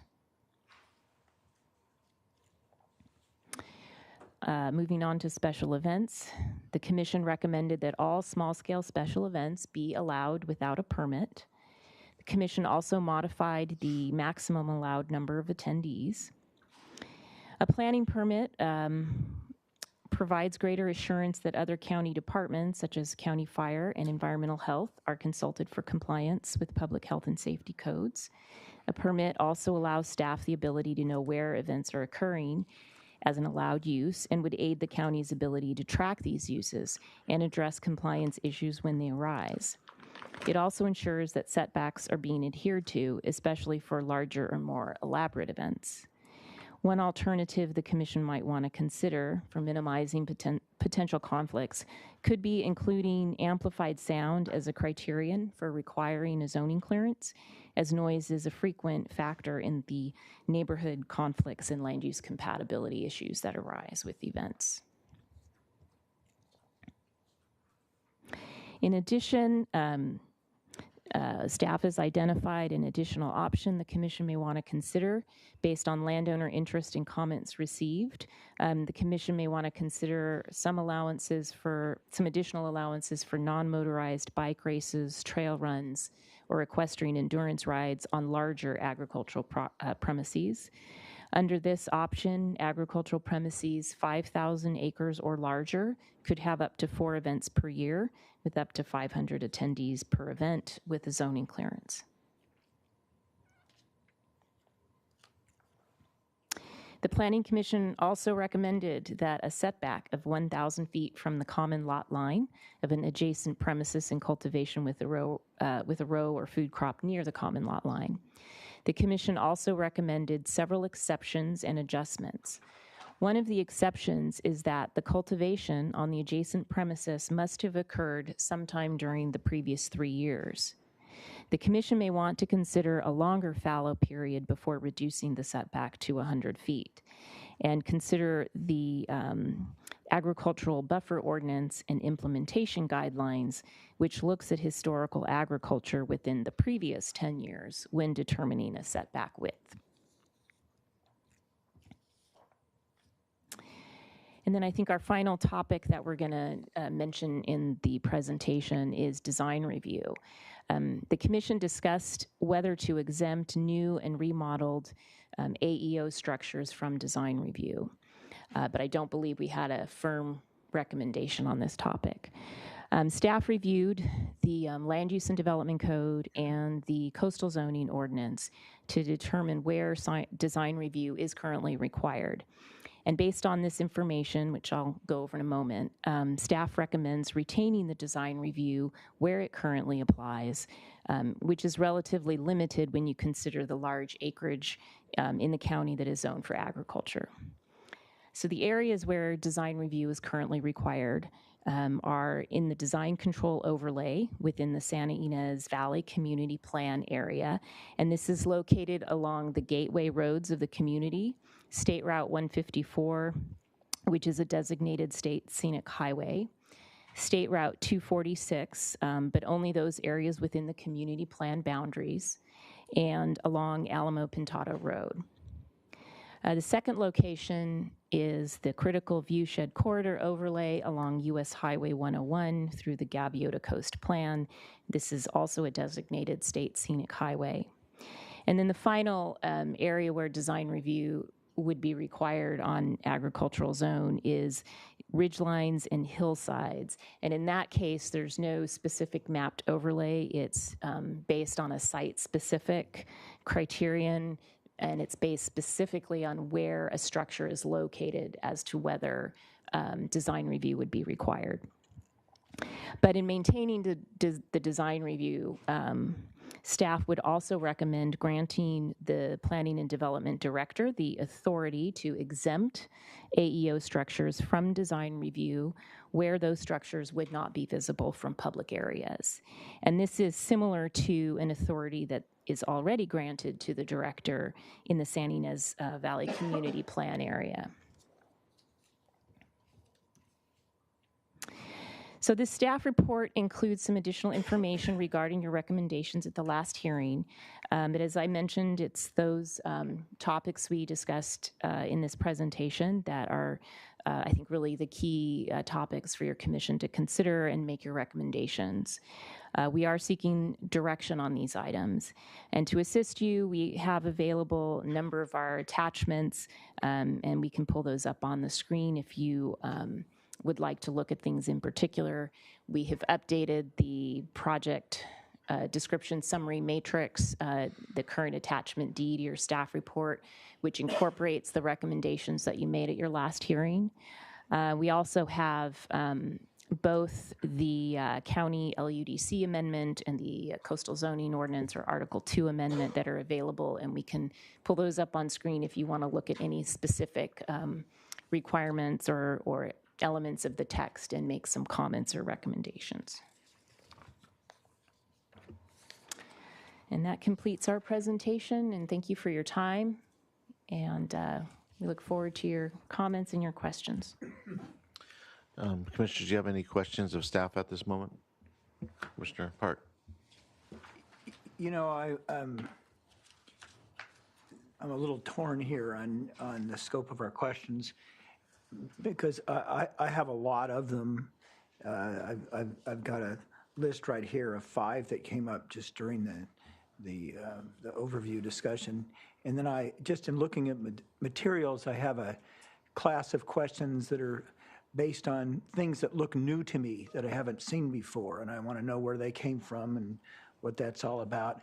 To slog through that, which we'll have to do at some point, will eat up the morning and interfere with the ability of people to make their public comment before the noon hour. So even though I've got some questions, if I ask them without going through the proposed draft and without going through the staff report and the questions you have that staff wants clarification on, it will look scattered and disorganized, and I don't know that it really hastens the process. So what I'm thinking is that I want to forbear asking questions right now, and whatever other commissioners want to do, I hope they can do it quickly, and then we get into public comment. Just thinking the efficiency of the process. Yes, and Commissioner Bradley, your light's on. I'm okay deferring. I appreciate that because I'm going to wait until after Commissioner Parks asks his because he may have covered what I would ask. So I'm fine with that. Waiting. Commissioner Cooney? I am. Let's listen. Okay. And Commissioner Reed? Yeah, I would be fine with having the public comment and going through the item by item things later. It's Commissioner Park and I sat down this morning and started working through the proposed ordinance and the staff report and looking at issues, and I have like over 2 pages worth of questions, so that's going to take some time. Okay. So better to wait. Okay, so then let's just go to public comment then. Well, and public comment, I do have some speaker slips here. Are there any that are online? I have 4 speakers online. Okay, so let's take the 4 speakers that are online right now. Okay, our first speaker will be Anna Citron, to be followed by Gus Albertson. And Mr. Chair, is it 3 minutes each? Let's do 2 minutes today. I'm more interested in regards to the commissioners having their questions to the... Can I comment on that? Sure. I would hope you don't limit it to 2 because this is a very complicated matter, and I think a number of speakers will want to go through specific suggestions on that draft ordinance that they've just seen for the last few days, and it's 79 pages attachment. To cut people from 3 minutes, I think 3 minutes isn't long enough, but that's where we generally are. But to cut them to 2, I don't think that'll hasten the process. I think it'll make it more confusing. And I know you've got a handful, but it doesn't look like it's even a dozen, maybe half a dozen. So I doubt that we'll have a dozen speakers, and I think we should hear them out. It's just okay.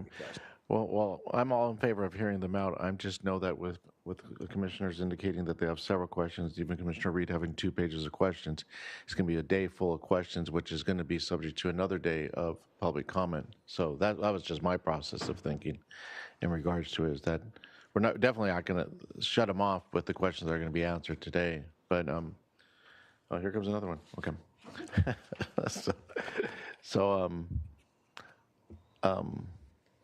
Commissioners? Mr. Chair, I'd actually concur with Commissioner Park. I think it's I'm still understanding it. So I would actually go for the 3 minute, even if it means it takes a little bit longer. Okay. Well, I'm fine with that. I mean, let's stick to 3 minutes and let's proceed. All right. Can you hear me? Yes, if you could please state your name, please. Anna Citron, Legal and Policy Director for the Gaviota Coast Conservancy. I'm sorry, it doesn't seem that my video is working, but oh timer's not working either. So GCC supports the AEO's goal of helping to sustain the economic viability and diversity of agricultural operations in the unincorporated area of the county, but also recognizes that it's imperative that these new uses do not undermine the primary agricultural use of the property. We appreciate the time and effort that's gone into this ordinance, including by county staff and the commission, as well as interested stakeholders, other agencies, and especially the Ag Advisory Committee, who've made some excellent recommendations. As a result of all this hard work, the revised AEO generally strikes an appropriate balance between making AE uses accessible and safeguarding agriculture. With respect to campgrounds, we appreciate that many of the ordinance changes that we proposed back in December have been incorporated, and we generally support the revisions that staff has presented. On setbacks from composting operations, similarly, we support the ordinance revisions, which articulate standard setbacks that can be adjusted downwards where circumstances warrant, along with a minimum setback from the property line. We support staff's recommendation that design review be required for new structural development per existing code requirements, with the additional exemption for development that the director determines is not visible from public roadways or other areas of public use. Protecting the viewshed is important to encouraging the type of visitor serving uses that this ordinance seeks to encourage, and having those design review requirements that are already in place continue is important. We are concerned that the revisions may be allowing too much event activity with an exemption, and do favor staff's suggestion that the intensity of the event be used as a factor in determining whether it's exempt or whether it requires a zoning clearance, and noise is certainly a good indicator of that. There may be others. And then finally, we are concerned about allowing new guest cottages and park trailers at farm stays with only a zoning clearance. We do support staff's proposed limitations on structure size, and in light of that, it may be prudent to add a land use permit path in the event that structures are proposed that are larger than the 400-foot size limit for a zoning clearance. That concludes my specific comments. I do hope that you'll advance this ordinance once the final wrinkles are ironed out, and that the board will get to see this sooner rather than later. Thank you very much. Thank you.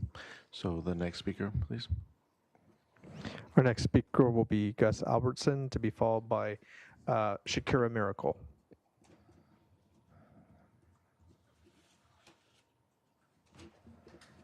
Mr. Albertson, are you there?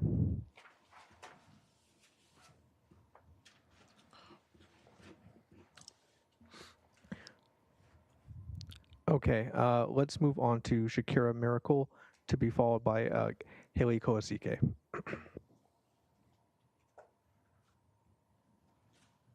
Hello, can you hear me? Yes. Great.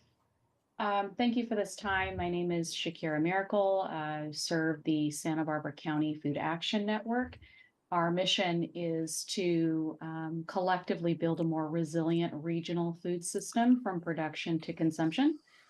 I'm here today very briefly because I will follow up, which would probably be more efficient at this time. We've been in contact since 2021 with the Planning Commission and with regards to including the allowance of on-site mobile meat harvesting. And over the years, the response has been either that it was too late in the process, or there is existing zoning that would not allow for it.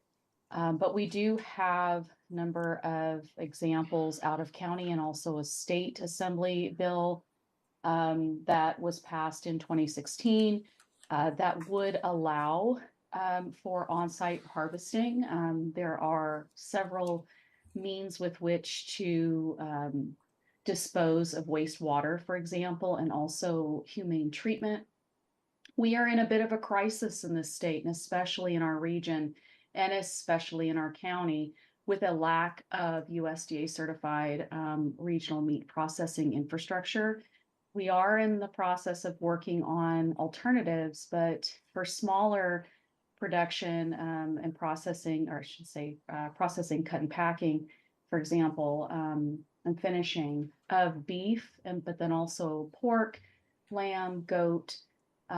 It's going to be essential that we address this and not miss an opportunity for so many of our ranchers in this county. We understand that there are potential ways that one unit, for example, can be on property with reasonable zoning compliance, so that it could be cooperatively utilized, but not moved from property to property, so that that is removing additional barriers and issues with, for example, health department and also waste treatment. So I wanted to make sure that the commissioners understood that this is an ongoing conversation, also with the county supervisor, Steve Lavanino, for example, but also our state assembly and senator. And I'm just really hoping that Santa Barbara County can do what so many other counties in the state have been able to figure out and work within our own compliance needs.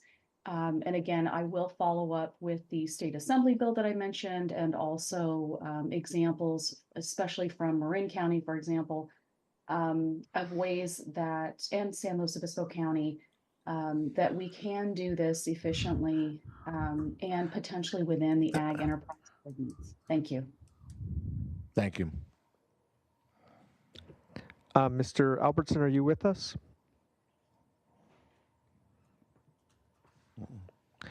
Okay, Mr. Albertson, I'll leave that open for the moment. Ms. Kolasike appears to have left. Wynn Sargent is our last speaker online. Hello. Good morning. Can you hear me all right? Yes, we can. If you can state your name and then proceed.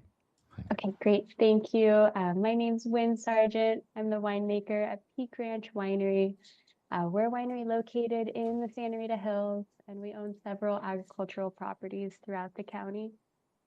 We strongly support the Agricultural Enterprise Ordinance and are very grateful that the county is kind of taking this step to assist farm owners, wineries, and other agricultural operations like ours, many of which are struggling currently.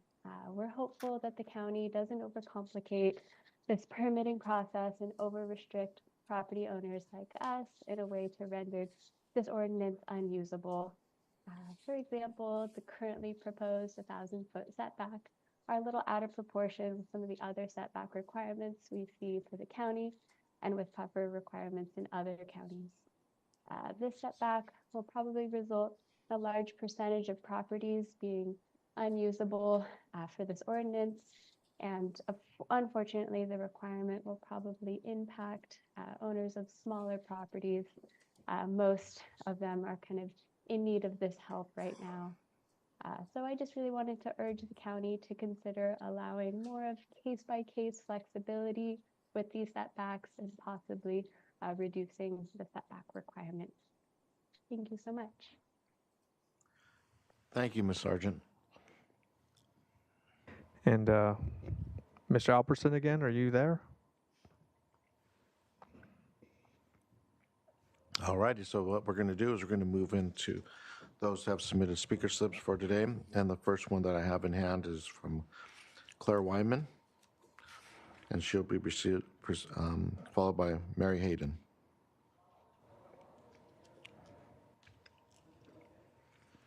Hi, good morning. My name is Claire Weinman. I'm the president of the Grower Shipper Association of Santa Barbara and San Luis Obispo counties. I would like to thank the commission and staff for their diligence through this process. Didn't come with 2 pages of notes, but just wanted to highlight a few key points. Today, I wanted to speak primarily in support of the Agricultural Advisory Committee recommendations and emphasize the importance of agriculture as a use while providing opportunities for diverse agricultural needs and circumstances throughout the county. We really appreciate the setbacks that were maintained for row crops, but would also support reinstatement of setbacks for campgrounds, farm stays, small events, and educational opportunities for other row crops of 400 feet. And again, while also maintaining the 1,000-foot setback for row crops.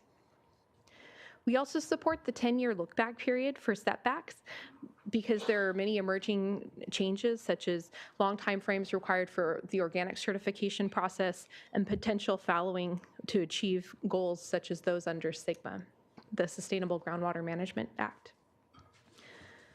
Finally, in terms of the portable toilets, we support flexibility at the county level as long as that doesn't result in reopening the county's LAMP, which was the local area management plan. That was a huge undertaking and would support flexibility as long as that isn't reopened.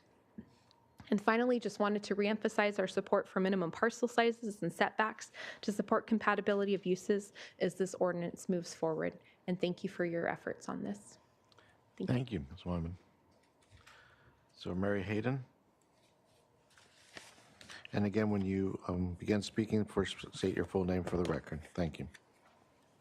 And this will be filed by Karen Luzides. I'm sorry. Yes, good morning. My name's Mary Hayden, and my family owns and operates the Ted Chamberlain Ranch just north of Los Olivos in the San Ynez Valley. It's a 8,000-acre beef ranch, and we've had it in the family almost 100 years. Currently, it's under the management of the third generation, of which I'm one, and our goal is to be able to keep the ranch together as one large premises to hand down to the future generations. And so this ag ordinance really will help us to do that. So thank you very much. At the March 13th hearing, I first proposed the large-scale recreational activity that would be on premises of 8,000 acres or greater, up to 500 participants. I had asked for 10 events a year that would be of length of 5 days. I want to thank very, very much Planner Ms. Harris for including this in the staff report on page 9. I do see that it has been lowered to 4 events per year. I honestly don't believe that would be enough just because we have so many horseback riding groups that could take up all 4 events, and they're notoriously not wanting to pay very much money. Is that not correct, Mr. Commissioner Park? So I'm happy to go down to 8 events if we are negotiating, but I do appreciate very much this even being considered. So thank you very much.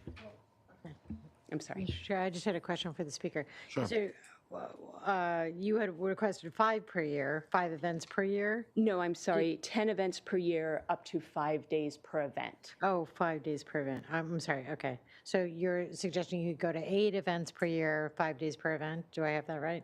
Correct. Okay, thank you.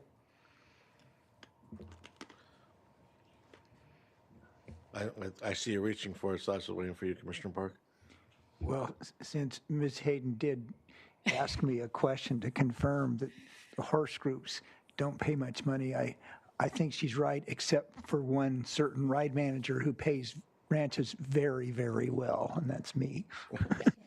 Yes. Thank you. Thank you. So our next speaker will be Karen Luzides, followed by Demetrios Luzides. Jimmy.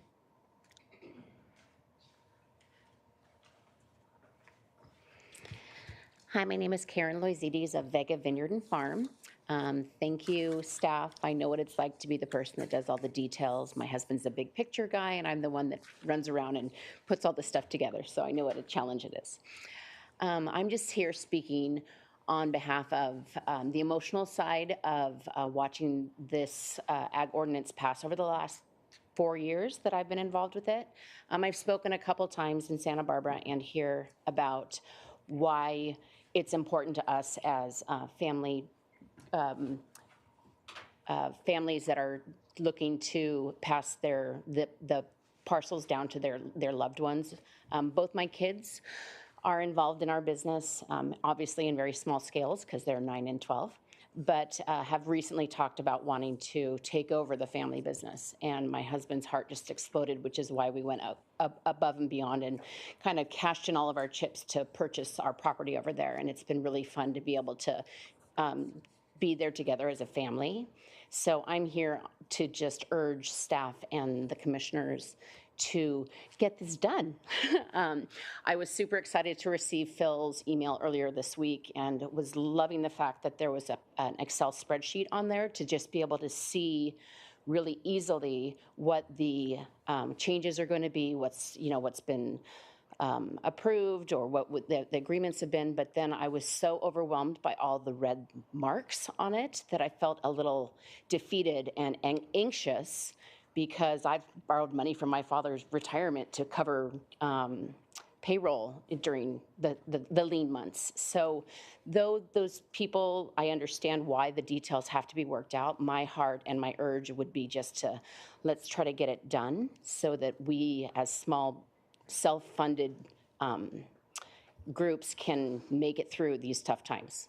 So I've sat in Joan's office and had the same discussion last year, very similar time thing, to just be able to work together and figure out a way to really get it passed quickly so that we can make it through these humps and be able to pass on the generational love of this agriturismo thing that my husband wants to do.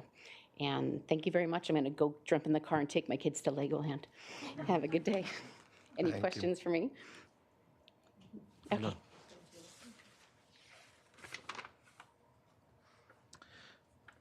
Mr. Luzides, followed by Susan Petrovich.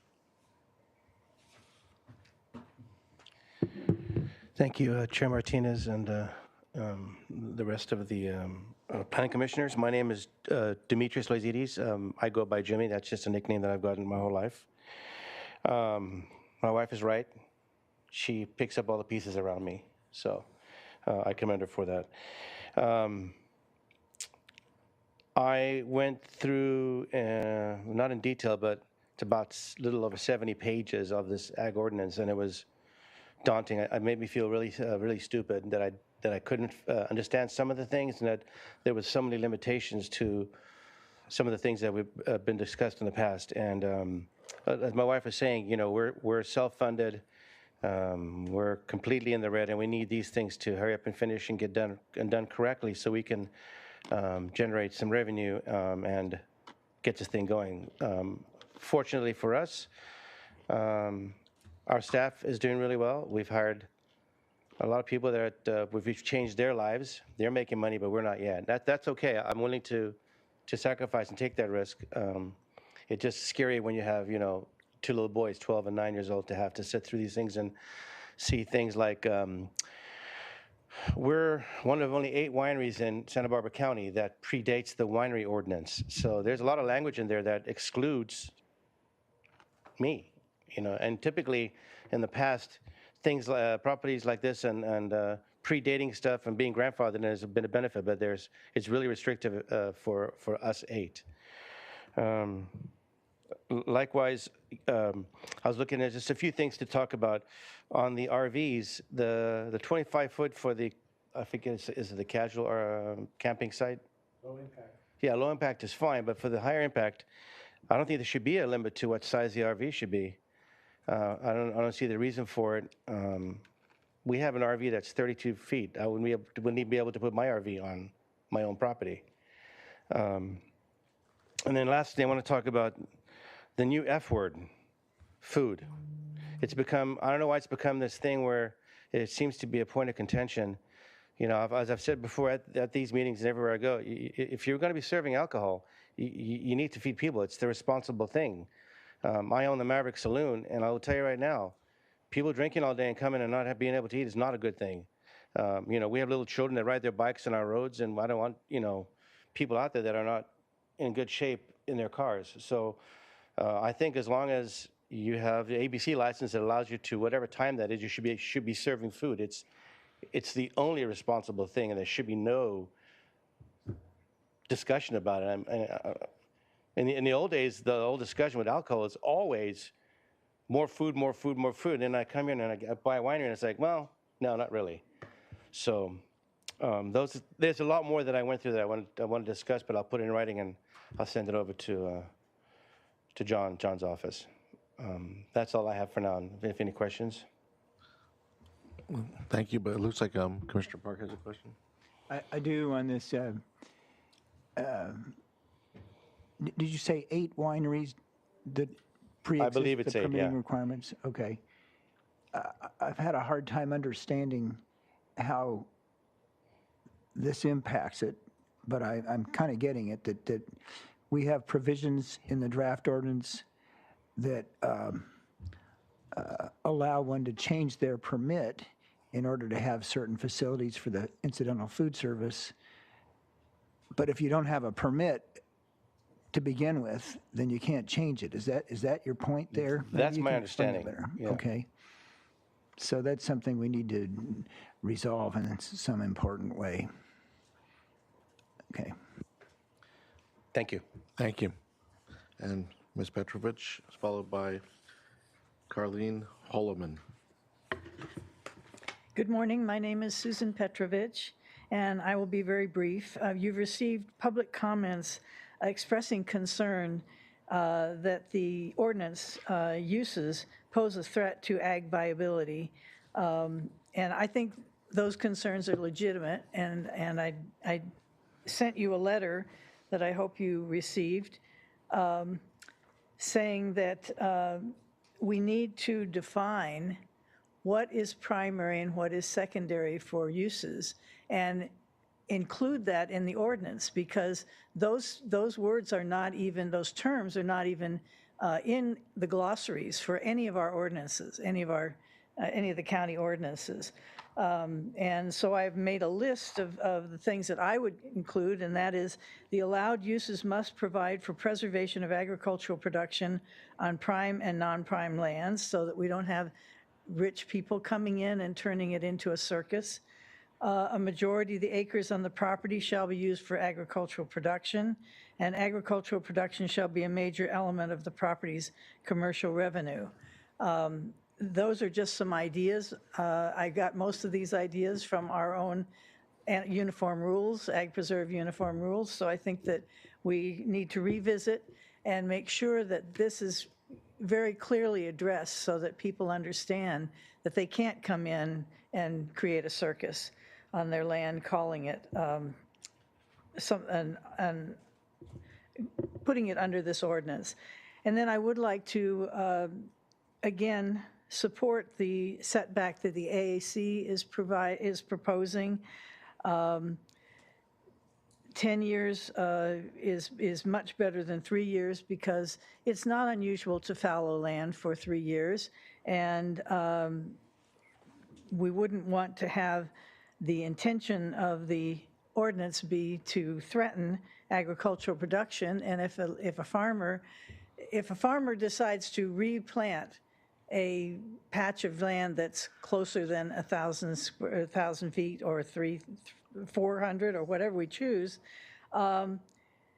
that farmer will be in the same position that many farmers throughout our area have encountered when urban uses come close to them, because the farmers then end up creating the setback, and we don't want that to happen. So I just ask you to consider the AAC's proposal, because I think it makes a lot of sense. Thank you.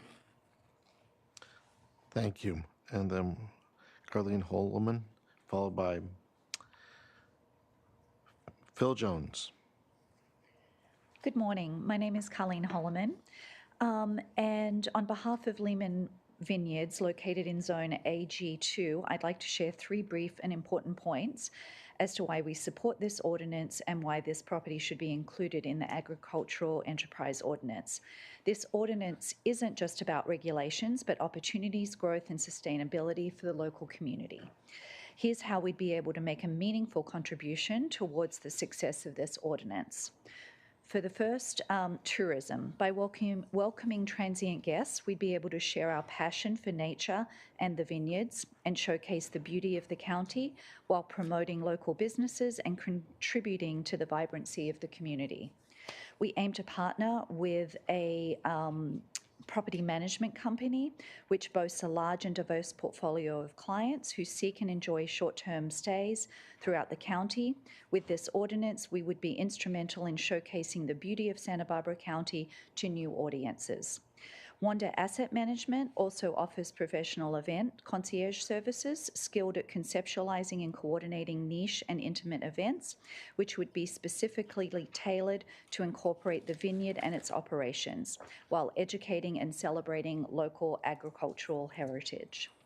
The second item, we are very committed to the environment. We employ and strongly advocate for recycling and water conservation practices, amongst other things, and will remain committed by compelling our guests to adhere to these and other practices, aimed at reducing waste and promoting a thriving environment for generations to come.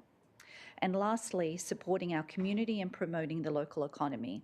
Inclusion in this audience would allow us to become a catalyst for economic growth in the community through further job creation, partnership with local vendors, and by attracting visitors from afar. In doing so, this would allow us to contribute towards strengthening of the local economy while preserving our agricultural heritage. In summary, with our commitment to sustainability, dedication to promoting rural tourism and education, as well as our desire to support the local economy, we're a perfect fit for the inclusion under this agricultural enterprise ordinance, and we are poised to thrive under the outlined regulatory framework. I really appreciate your time. Thank you. I have a question. Yes, Commissioner Riley. Thank you for your feedback. Have you been involved in any of these hearings, or just recently joined? I have not. Okay. This is I am representing the owner who has just come to us to represent him for us managing his home. Okay, so are you with Wander, or you are? Yes, Okay, I'm the COO at Wander. So, do you have any other? I mean, so this could be a huge market for you, frankly, if this ag enterprise ordinance moves forward and the county embraces this. Do you have any other clients on the horizon, or you're just working with Lehman right now? This is the first one that we have here, but we now have nearly 90 homes across the country that we are managing as short-term rentals. And you know, this is a beautiful, beautiful location. There's a working winery on there. There is a person that lives there full time, and we would love to be able to do more down here. Okay, interesting, because you should pay attention to the rest of the hearing, because you're already hearing that we have polar opposites in moving forward on this. So yes, appreciate your feedback. Yes, understood. Thank you. Mr. Phil Jones, followed by Galleria Macon.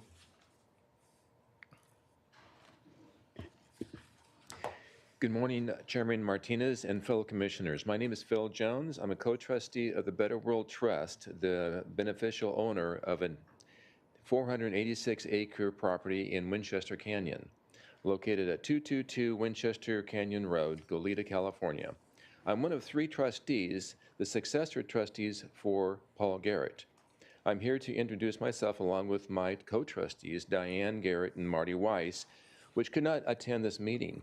On behalf of the trust, I'm here to support the Agricultural Enterprise Ordinance. Paul Garrett acquired this property over 50 years ago. Paul farmed and raised his two sons on this ranch, Scott and Matt. He loved this property and this county. Prior to his death this past March, Paul asked us to promise him we would create something special with this property. Paul told us he had a special interest in farming, education, child development, environmental conservation, and providing housing for the community, especially the University of Santa Barbara, with student and faculty housing. He wanted to make this property a legacy project to make the world a better place. In his 20s, Paul created a nonprofit foundation, the predecessor to the Better World Trust, a 501c3 foundation. The mission of the foundation was to do something good in the world and to create something special that could be a perpetual legacy for that mission. Because of Paul's passing at the young age of 98, this past March, we are not sure what the path we're going to be taking, but we know we want to work with the county and the community to fulfill Paul's vision. Historically, this property has been organically farmed, but this use alone is insufficient to make ends meet. As a result, we are thrilled to learn that the county is considering allowing additional uses on ag zone properties such as this, and considering streamlining the permitting path for those new uses. In particular, we are interested in learning more about educational uses, homesteads, homestays, events, and agricultural processing. We would like to start with giving our support to the Agriculture Enterprise Ordinance and to support the farmers of Santa Barbara County to enhance the viability and the importance of these farmlands by helping diversifying the monetary possibility to ensure the future of farming in this county. As farmers ourselves, here in Goleta and in Fallbrook, we know how difficult it is to continue with this local struggling industry. We urge you to support this ordinance, but we are here to request you reduce the proposed setbacks from the adjacent premises. I'm here to answer any questions anytime now or in the future. Thank you for your time. Thank you, Mr. Jones and I Commissioner. had a question for the speaker. As you spoke, I kept wondering what's your position on proposed setbacks, okay? Because you're on the south coast, must be an orchard property? Yes. Yes. And you have orchard properties next door, probably? Right. So this setback that the AAC proposes would have an impact on you. And it's interesting because we've had no input from orchard owners other than one via a letter several months ago about setbacks, and that orchard owner opposed those setbacks. What's your position?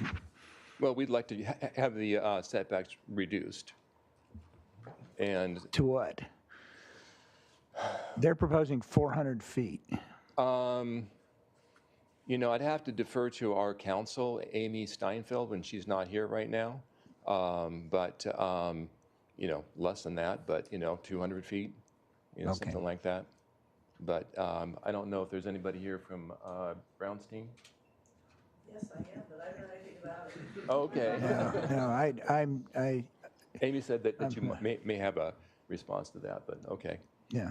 Okay. Well, I'm not picking on you. I just you're the first live person that actually is an orchard operator, involved in orchard operation, who's spoken We to are these setbacks. orchard operators down in Fallbrook, but not here. So Gotcha.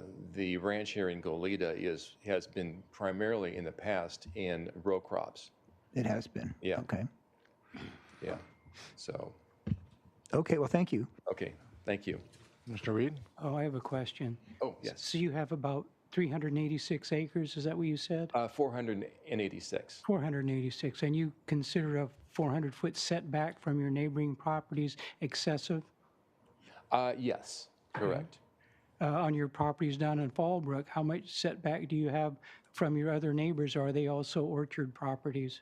So they're orchard on orchard. Well, this kind of ordinance isn't, you know, in place down there. So Right. It would be nice if we could have, you know, this kind of a option to go ahead and do this down in the Fallbrook But how area. much of a setback would you feel was adequate from your orchard? I'd say 200 feet. Mm-hmm. Okay. All right, thank you. Okay, thank you. Ms. McComb? It's your line. Am I skipping you or?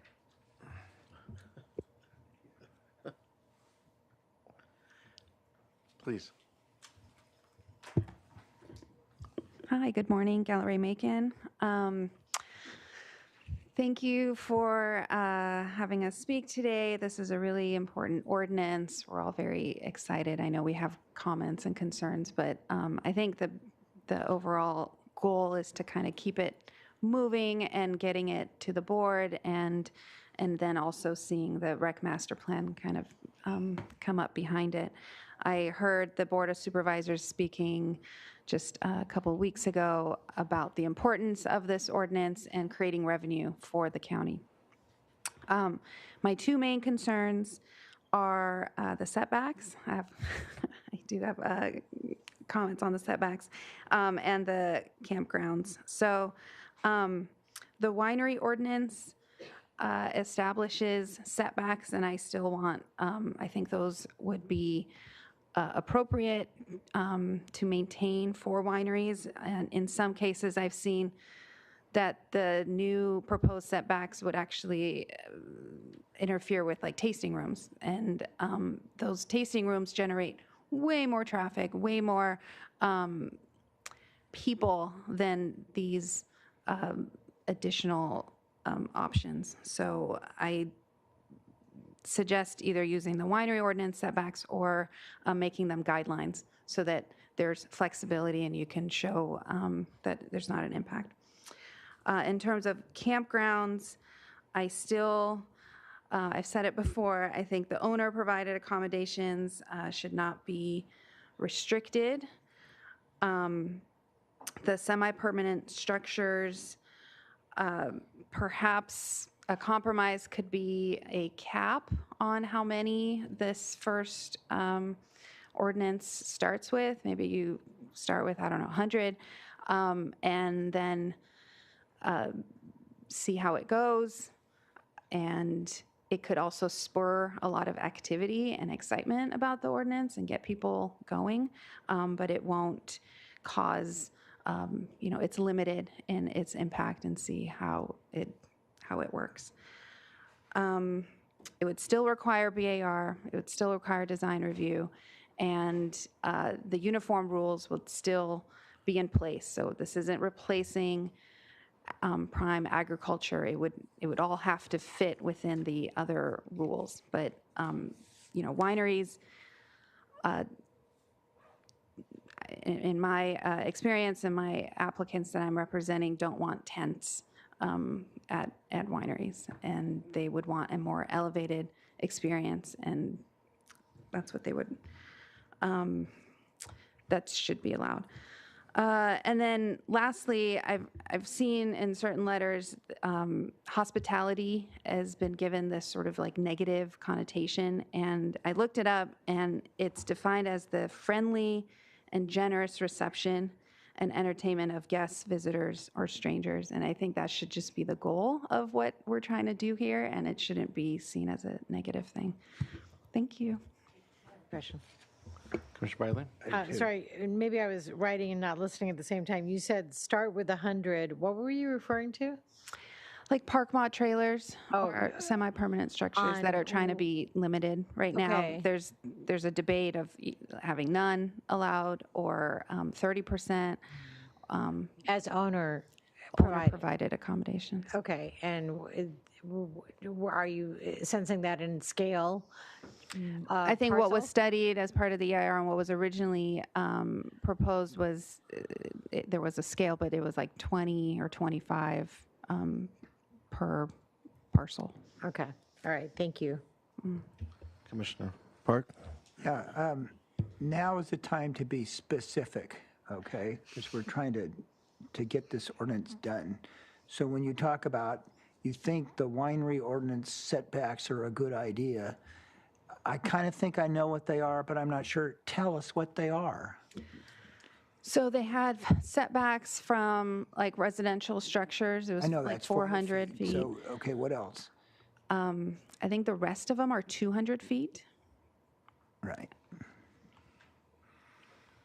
Okay, thanks. Commissioner Reed had a One question. more question for Guillory, just happened to do with your, I'll get back to this 100 limit on park mod trailers. It's just an idea, but Is that for the whole county, or is that for like one property?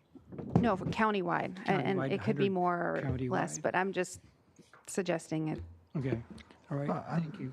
An idea. I'm going to ask another question. You know, of course, we're talking about park mod trailers as being allowed in farm stays, but what you're urging is For they be allowed campgrounds. as campsites as well. So let's Correct. be real clear that that's what we're talking about. Okay, thanks. Okay. Mr. Chip Wilbrandt, please. Followed by Allison Laslett. And that would, Ms. Laslett would be our last public speaker. Stepwise. Mr. Chair, members of the commission, and I'm going to try and just be quick. Mr. Park, I know you want detail. I went through the ordinance, spent about 5 hours yesterday, marked my thoughts up on it. I have to start off by saying I was overwhelmed by the amount of red and new in the ordinance language, and none of it was making things less complicated. All of it was making things more complicated. I would like to provide those comments as detailed comments, and so I will send them to staff and to any member of the commission that would like them. I'm going to try and hit on a couple of highlight issues. First, an overall highlight issue, and I think something that you're going to hear from Allison from the Vintners Association. I've been also providing comments from them for the past 4 years. The intent, we thought originally, was to create opportunities for agriculture, and in the case of the Vintners, for wineries and vineyards to have a appropriate high-level visitor experience that went along with being able to taste and buy wine. And one of our fears early on was that this not become like the Gaviota Coast Ordinance, which there were years and years spent on it. There was an agreement generally amongst those who had participated in what should be allowed, and then the ordinance went through kind of the iterative planning staff black box, and in that instance, unfortunately, also the Coastal Commission iterative black box process, and became something where most of the supposed incentives were actually not economically valuable to the landowners. And I'm seeing that over the last couple of rounds, the same thing is happening here, and that you have that again this morning. I'll hit some particular highlights, I guess. The new requirement proposed that for campsites, only 30% of the campsites can be with owner-provided units. Again, the intent originally was that owners be able to provide high-end accommodations for their guests. I don't know of any, or very few owners who want to combine their high-end winery with just open opportunity for people to bring tents and camp activities and other things. And so that 30% number, I don't understand first why there is any percentage. I think that you should leave it to the property owner for what kind of campsites they're going to have. And it certainly should not be that the majority are of things that the owner can't control.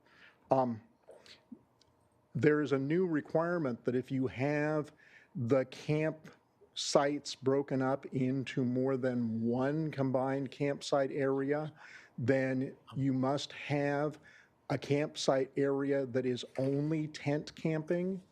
And I don't know of anyone who actually had in mind the idea of tent camping as an economic incentive for the people coming to their winery.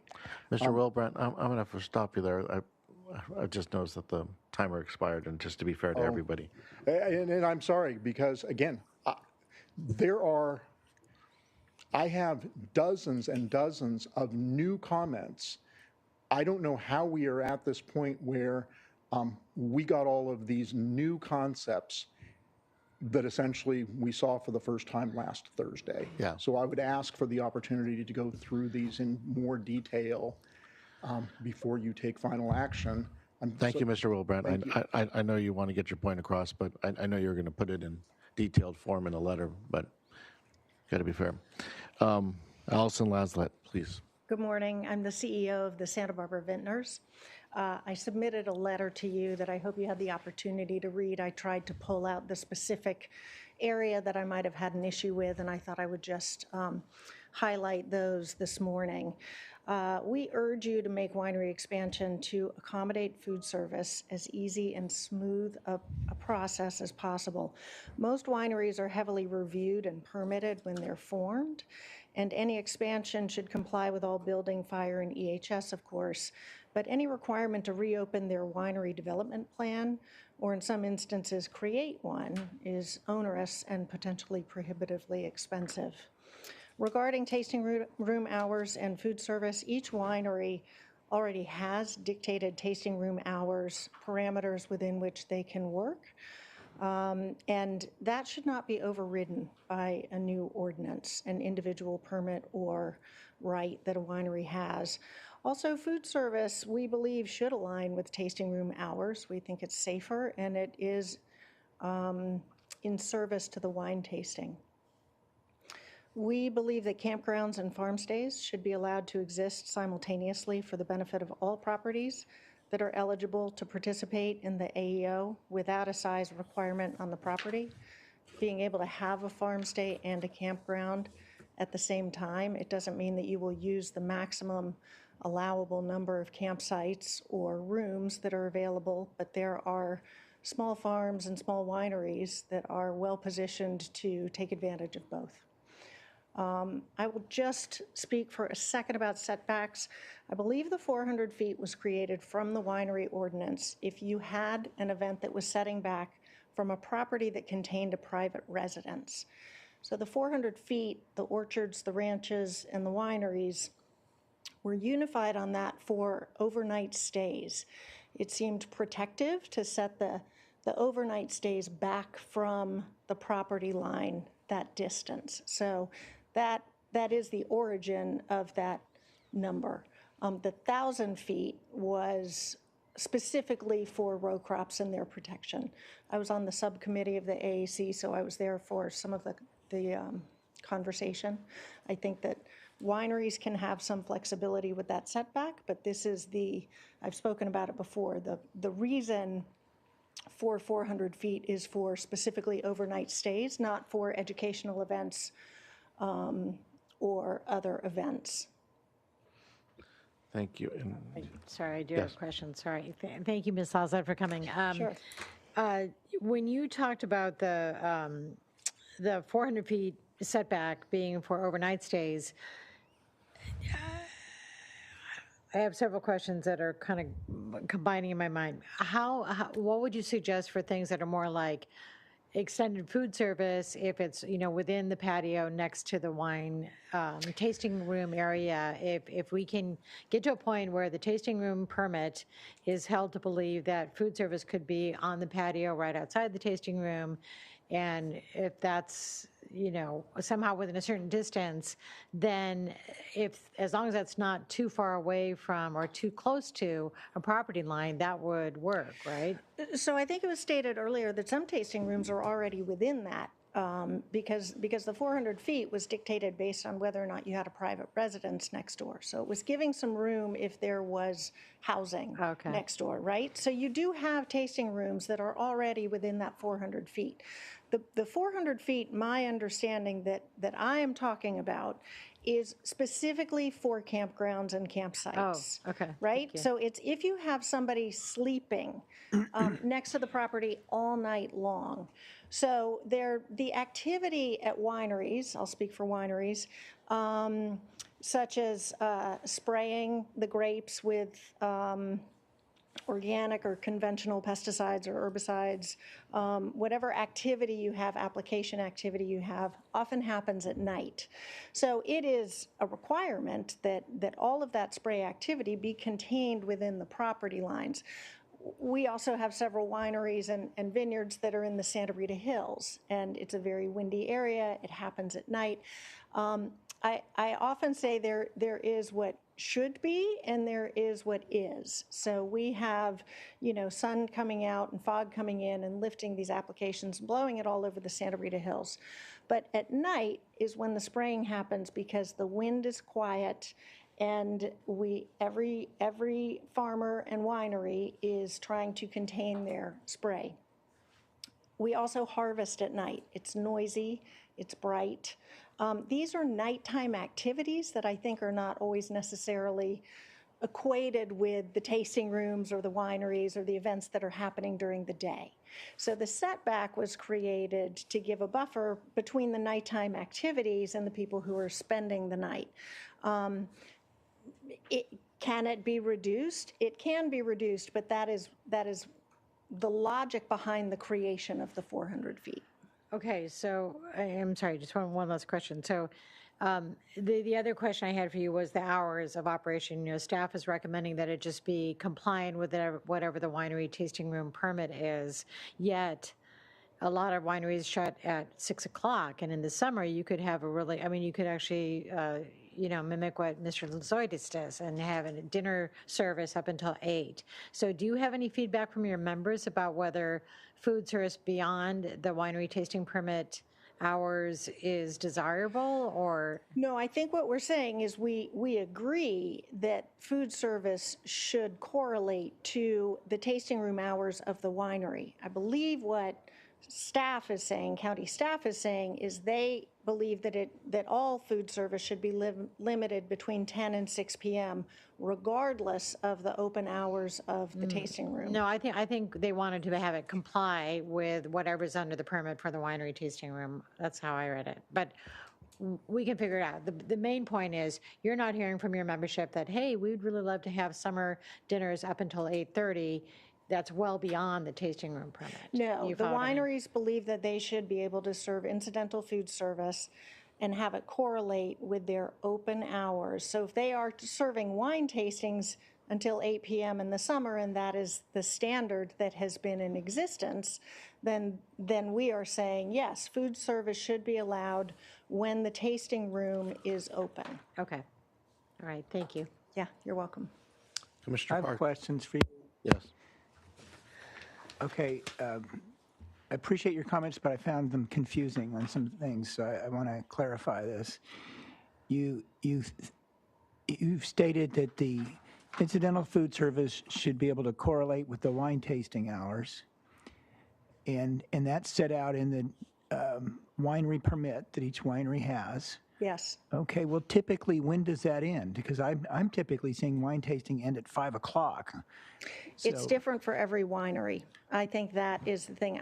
I thought what county staff was saying is they wanted to establish a range within which food service would be allowed. Yeah, I don't want to talk about what county staff is proposing. I want to talk about what you want. Okay, I want incidental but hear me food out. service. Hear me out. Mhm. Okay, so the typical winery, how late can it stay open for tasting rooms? Is it 5 o'clock? Is it 8 o'clock? What is it that you're trying to achieve here? It depends on the individual winery's permit. Okay, and so are there wineries that their permit allows them to go to 5 or 6 and that's it? Yes, there are. And there are wineries whose permit allow them to go to 8 or 9 p.m. And can you give me some idea of the proportion of which is which? Yes, it's a greater proportion of the wineries that close earlier than later. And so those people would like to only provide food service until that point in time. So they would like to be able to provide food service when their tasting rooms are open. Well, wouldn't some of them like to keep their tasting rooms open longer if they could have food service? And wouldn't some of those people like an ordinance that says, so that everybody has something consistent here, you're available till 8 o'clock or whatever? But that's not what you're asking. What you're saying is your members want to limit their food service and their tasting hours to whatever they already have. My interpretation of what was being proposed was actually that the ordinance was limiting the tasting room hours. The answer is yes. I believe that the wineries would like to keep their tasting room hours open later and be able to serve food, but that will override some of the individual winery permits that are currently in existence. Right, and that's what we've been talking about for several months now, is that in order to make it easier for wineries to utilize the Ag Enterprise Ordinance, it would be useful to not require each and every winery to go and burden staff and burden us with getting its permit changed. and you'd have some kind of uniform system. So yeah, that's exactly what we're talking about. But that doesn't sound like what you're supporting. What you seem to be saying No, I is would support that. And I'm sorry if I misread it. I thought I saw a slide that was limiting food service from 10 a.m. to 6 p.m. And I am suggesting that that not be the case.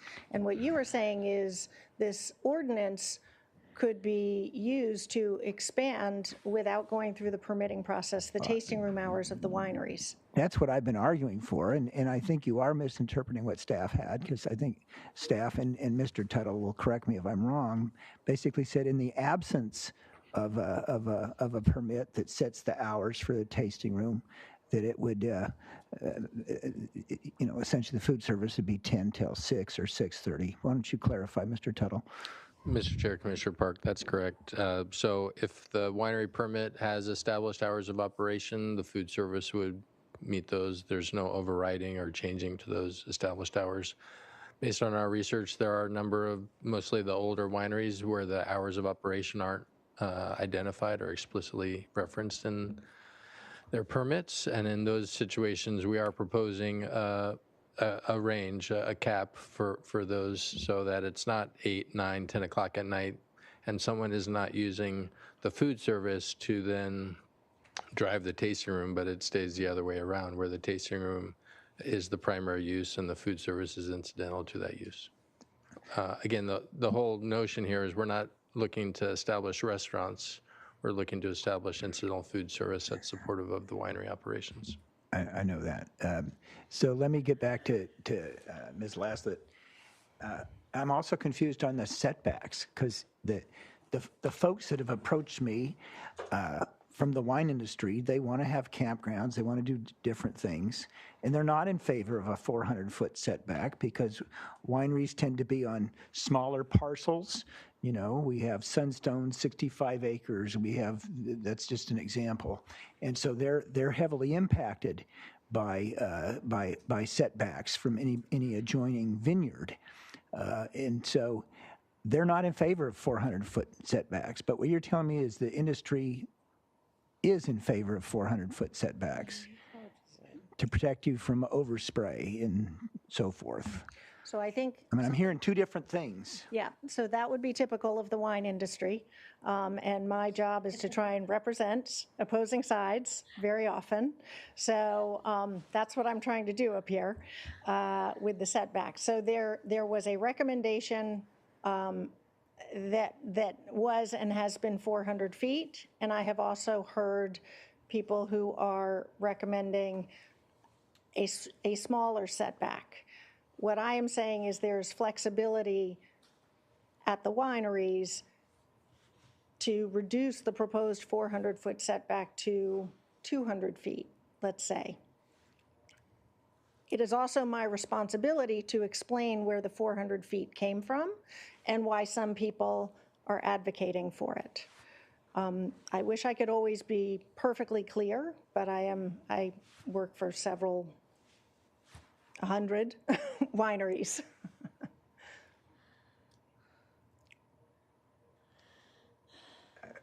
I have no further questions. Thank you. Thank you. Nobody has further questions? Commissioner Reed? Well, I'll cover this later, but with respect to setbacks, it's kind of a daunting task. Everybody wants us to come up with an ordinance that's user-friendly and get it done quickly, yet everybody wants their own set of special conditions incorporated into it. It reminds me of Mark Twain's comment, "A camel's a horse designed by a committee." So part of our task is we want to work quickly and efficiently and come up with a user-friendly ordinance, but we also want to send the best product possible forward to the Board of Supervisors. And we also find all the red copy and the changes quite daunting, but take my word for it, we've spent hours upon hours sifting through all of this, and like I said, our goal is to come up with a friendly, efficient ordinance. But with respect to setbacks, it's interesting. John Park and I work together on most of this because that's what Brown Act requires. No more than two of us can work together. And I think as far as John's portion, he pretty much accommodates a lot of the goals and wishes of the vintners. I tend to be reside much closer to the goals and wishes of the row crop growers. And we do our best to accommodate all of this, but it's no simple task. But our goal, take my word for it, is to get this wrapped up as soon as possible. So I'll leave you with that. Commissioner Briley, your light's on, so I don't know if you want to make. Right. Okay. So that would be the last of our public comments. So it is our opportunity to discuss our questions. And here we have laundry list of questions. Well, do you want to have staff respond to any of that? Well, yeah. But I just want to remind that staff, I mean, you have a laundry list of questions, so I'm going to go to you first, but.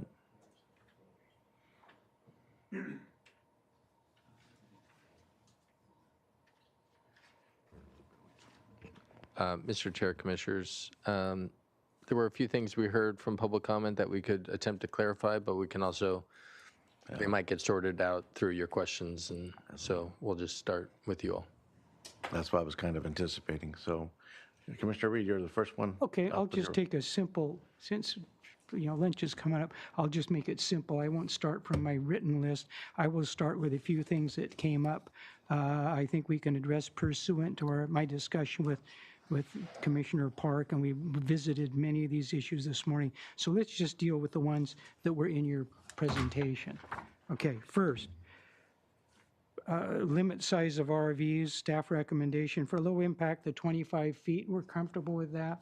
For all other campgrounds, when you look at the length of many RVs that are driving around, they're far larger than the 30 feet. There may be 42 feet, 45. We did have one comment in one letter from Mr. He said, many people that come to these campgrounds, they might have a big fifth wheel or something that their tow vehicle, which is a big truck, is hooked up to. So overall length is far greater than the 30 feet. He suggests is 65 feet. So maybe something like 50 feet or so. For not the low impact campgrounds, but other campgrounds. And another point that's been made in the past, the people that come to visit the Santa Ynez Valley, the people with resources and deeper pockets who are ultimately going to spend more money, they're driving a big motorhome that's longer than 45 or 50 feet. So we certainly need to accommodate them and don't drive them down, make them go to Temecula or Paso Robles. So let's increase the size of those campsites. Let's see, winery tasting rooms, the exempt from all types of food service, providing it's within the footprint of the existing tasting rooms with no alterations or new structures. We appreciate that. We look at then campgrounds, 40 acres, you say ag and 2 camping areas may be a little unwieldy. For the other campsites, we would like to leave it as is, leave that decision up to the owners if they can accommodate ag and 2 camping areas, or maybe just 1, rather than having it as a definite part of the ordinance. And Commissioner Park, if I get one of these wrong or you change your thinking, please feel free to chime in. Then, going to zoning conference for conversion of interior floor area or other structural development, we would certainly agree with that. Hours of operation, we like making the hours of operation for the food service contiguous to the hours of the tasting room, and don't just cut them off at 6:30. So if the tasting room's going to be open until 9 o'clock, we would just as soon the patrons be able to eat a little food along the way so they don't wind up getting liquored up near closing time and then weaving down the road. We'd rather have them eat if it's possible. On the other hand, they can only be open when wine is being served in the tasting room. We don't want the food service to remain after that time, because that's what turns it into a restaurant.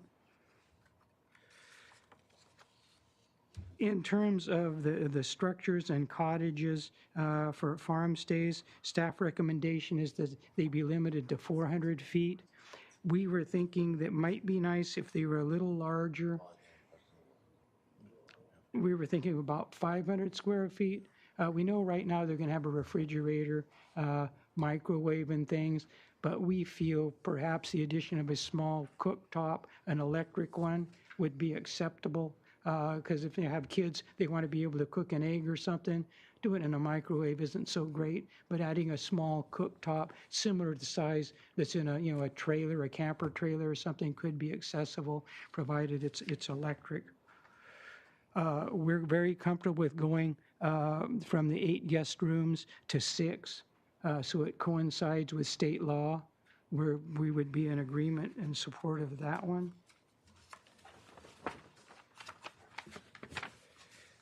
Then, with respect to setbacks, I'm in pretty firm agreement with what the Ag Advisory Committee recommends, 1,000 foot from row crops, 400 feet from other agricultural things.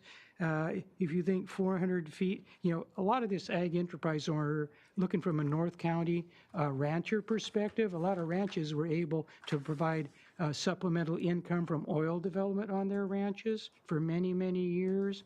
Well, since our president, the state of California, and in many cases county, seems to be oriented to eliminate choking off that source of income, we feel the AEO should be very friendly towards the need of ag and ranching. So we would also support that fallow period going back to 10 years.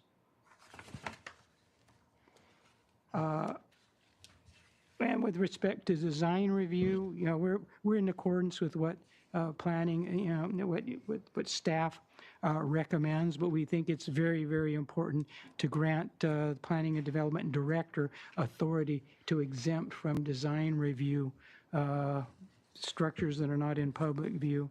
And I want to revisit the setbacks. One of the elements in setbacks was particularly what brings me to mind is we look at Mr. Leonides, Vega Vineyards, their kind of predicament due to their proximity to neighbors. One of the statements in the staff report is that if there's intervening topography, cliffs, roadways, I would say rivers, but here that may not be too important, between the property that wants to put the campsite or whatever and the other property that will contravene the setbacks. We feel that's very, very important. His property comes to mind, but I'm sure there are others that could use some relief between the setbacks. And if there's a cliff or a road or something, they should certainly get relief. I realize setbacks can sometimes feel a disaccommodation or threatening, but if you think 400 feet or 1,000 feet is intractable, take a look at 3,200, which we deal with. So I think you can live with those. And again, I don't want to contradict the food safety requirement from the Leafy Green Marketing Act that our row crop people have to accommodate. So that pretty much covers what we saw in your presentation, but unfortunately have many more that we can entertain after lunch. Commissioner Park, you want to follow with Mr. Reed? We got some minutes we can use up. I'm going to reiterate most of what he said, but there are some differences. I want to highlight those. And I want to be somewhat methodical and start with the staff report, because it's got page numbers and paragraphs, et cetera. And so I'm just going to go through that. So if going to areas where where staff said we have some questions, okay, I'm going to turn to page 5, where it's talking about premise size for campgrounds, where there could be 2 campsites. I do agree that, no, we should not change it from 40 acres. And here's the reason why. On smaller properties, that's where you need to break it up. You need the room to put it here and there. I live by specific examples. I've been living this thing for years, and just going through abstraction after abstraction doesn't really work. I look at Sunstone Winery. They call it the villa or whatever it is, that it's 5 or 6 rooms. It's been there forever. They want to use that as their farm stay, fine. And then, so they want to have campgrounds as well. There's room for a few campsites near that and a few campsites in another place. There's not room for anything else. So that's why I say no. Then we get a question about staff wanting direction as to campground location on the larger parcels. I think those locations are already somewhat dictated by the setbacks and also by the requirement of, for some of the campsites, be near the principal dwelling. There are some options. I think that any further regulation as to the placement of those campsites is unnecessary.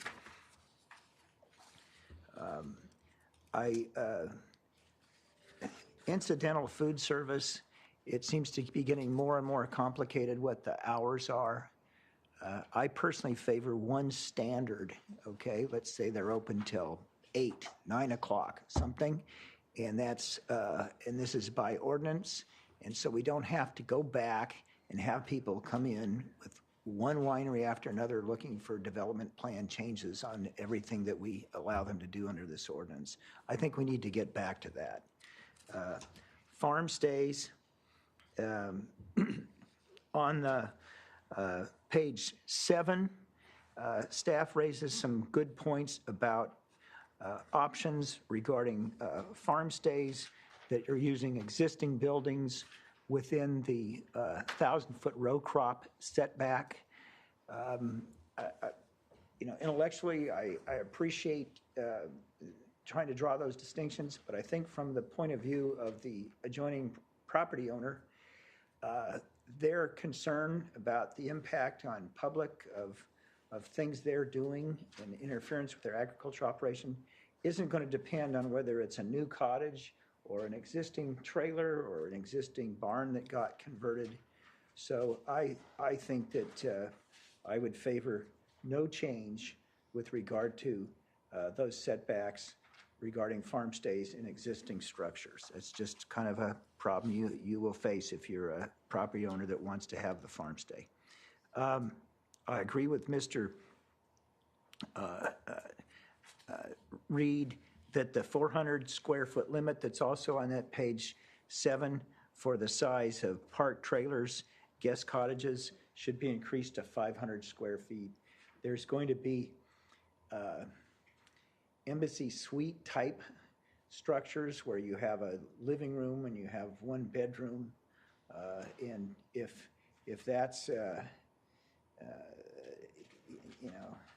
15 by 30, that's 2 15 by 15 rooms, you're already over the 400 square feet. So I think it needs to go up.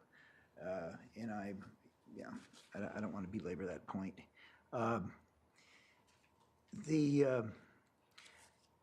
There's a point about kitchens or not. I don't see why we need to regulate that. I don't see why we need to tell people to know you can only have mini bars and refrigerators. You can't have a little kitchenette. I don't understand how the law requires that. In fact, it seems to provide for exemptions from EHS requirements that otherwise occur for commercial kitchens for farm stays where they're 6 or under.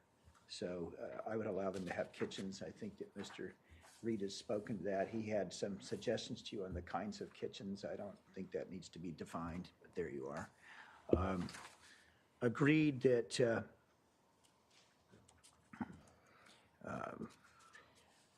6 units is not necessarily required under the state law.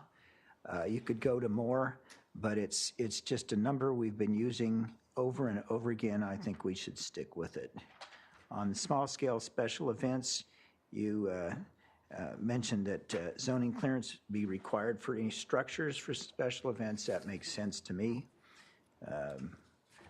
On amplification For special events, I think we need to define that a little bit better. I'll explain why. Most of us, when we think of amplification for special events, we're thinking of music, right? Okay, but at many events, one uses a bullhorn or a microphone for limited purposes. I do that at my endurance rides. I'll be speaking to 40 people, and I'll pick up a little bullhorn or a Mackie amplifier with a microphone just to give my ride instructions and have a ride meeting. And it might take 20 minutes. And it's very low volume, and it doesn't bother anybody. So I think we need to make sure that we allow some use of amplified speaking equipment for those purposes. This is different than music. On the option that's described on page 9, the option for agricultural premises 5,000 or larger could have up to 4 events per year with up to 500 attendees per event with a zoning clearance. I don't see the need for a zoning clearance for those. I think an exemption will work fine. There's limited in number, and I agree with Ms. Hayden that 8's a better number because those 4 will get filled up with dealing with some of the local riding clubs. And what I think these folks are looking to do is have some runs, some gravel bike rides, and other things that to use those numbers. So we wouldn't want them to use up their 4 for those and then tell the people that they've worked with, their fellow ranchers for years on taking trail rides, they can't come anymore. Although those are generally not commercial. Now we're getting back to, on the bottom of that page 9, 5.6, talking about the historical agricultural land use considerations, and that deals with does somebody who wants to put in an agricultural enterprise activity, are they looking at what was planted on the neighbor's property 3 years or less, and now the proposal has been to be 10 years or less. I understand that the 10 years is sort of a standard that shows up in other ordinances, and I can go with that. I think we all understand that with agriculture, there's kind of a constant change of crops, and that's good. And we also understand that sometimes you have water and sometimes you don't, given our droughts and so forth. And so the fact that somebody has not planted for 6 years because of water conditions and the kind of crops that were used, but they come up with a different crop and now there's water, then they want to plant. So I'll go to the 10 years. Yeah. The setbacks is perplexing. We keep going over it over and over again. I think that we've made a major concession on row crops with 1,000 feet, and it helps the row crop people. I think it's unnecessary, but I support it. I think it's unnecessary because I think the odds that somebody's going to relocate campgrounds next to strawberry fields is about as likely as they'll go put them on the moon. But we've done it. Fine. Row crops, you're protected already. Let's stop talking about it. Now we go on to orchards. Okay, orchards. We've had no one get up and talk about orchards in month after month after month, other than one letter where the guy says, I have an orchard, I want to put in campgrounds, and I don't think you need anything else. I spoke to Paul Van Leer about it. He has experience both as head of the AAC and also at the Las Vegas Ranch, they have orchards, which is what he manages, and he believes that they would be appropriate. I had asked staff to go up to 200 feet for orchards. I can still live with that. I could live with 400 if somebody would tell me they really want it. I think Paul does. This gentleman that spoke earlier doesn't. He's managing a property.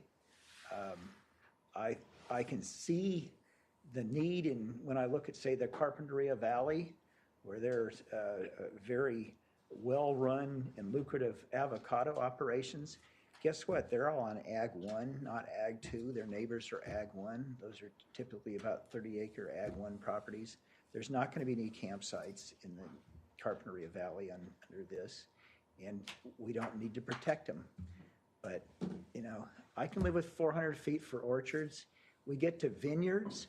We've had no testimony other than Ms. Laslett today that anyone with vineyards cares about these setbacks and wants them. In fact, we've had just the direct opposite. And when I've spoken to owner after owner that wants to put in things, they're not interested in those setbacks. They think they interfere.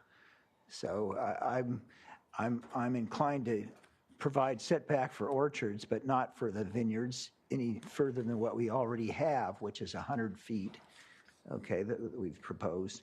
And then we get to the other use, grazing. I think it's utterly ridiculous to have setbacks for grazing properties, because this whole ag enterprise ordinance, guess what? Who's going to benefit it from most? It's going to be the winery people with incidental food service, but then the people that will want to do other activities, it's the grazing properties, okay? And if you're on a grazing property, does it really matter how close somebody's special event is or their campground? You know, nobody's doing aerial spraying of cows to cut the ticks or something ridiculous like that. They're not doing it. There's no aerial spraying. There's no overspray. There's all those justifications that may be appropriate for row crop. They absolutely don't apply on the grazing land. And guess what? The grazing land is where all these events and activities are going to occur. They're not going to occur next to strawberry fields or in the middle of orchards. So I do not favor changing the whatever we have now as a default for setbacks for grazing. So this is a compromise, and I'm tired of hearing about it. How much more do you have? Nothing on the staff report. That's it. When we get into the ordinance, which is 79 pages long, I'm going to have several comments on things that have appeared recently or which I think need to be revised, but that's a different thing. Yeah. Well, it's 1:05 right now. What I was going to suggest is we take a lunch break. I mean, 12:05. I'm sorry. 12:05. I don't have my glasses on, so let's go to 1:05 and come right back within an hour, and then we'll reconvene with this because it's an important ordinance, and we'll address these issues. Thank you.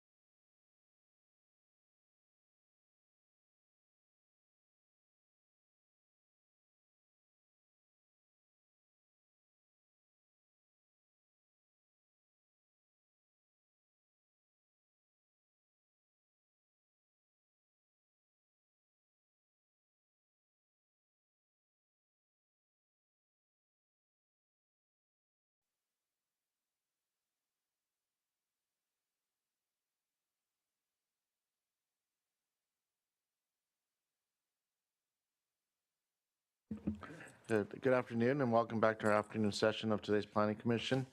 I know that our commissioners have a lot to say in regards to this important ordinance, and obviously we all need to be heard and when addressing the staff, so staff can at least have some direction and we can all work together in getting this accomplished.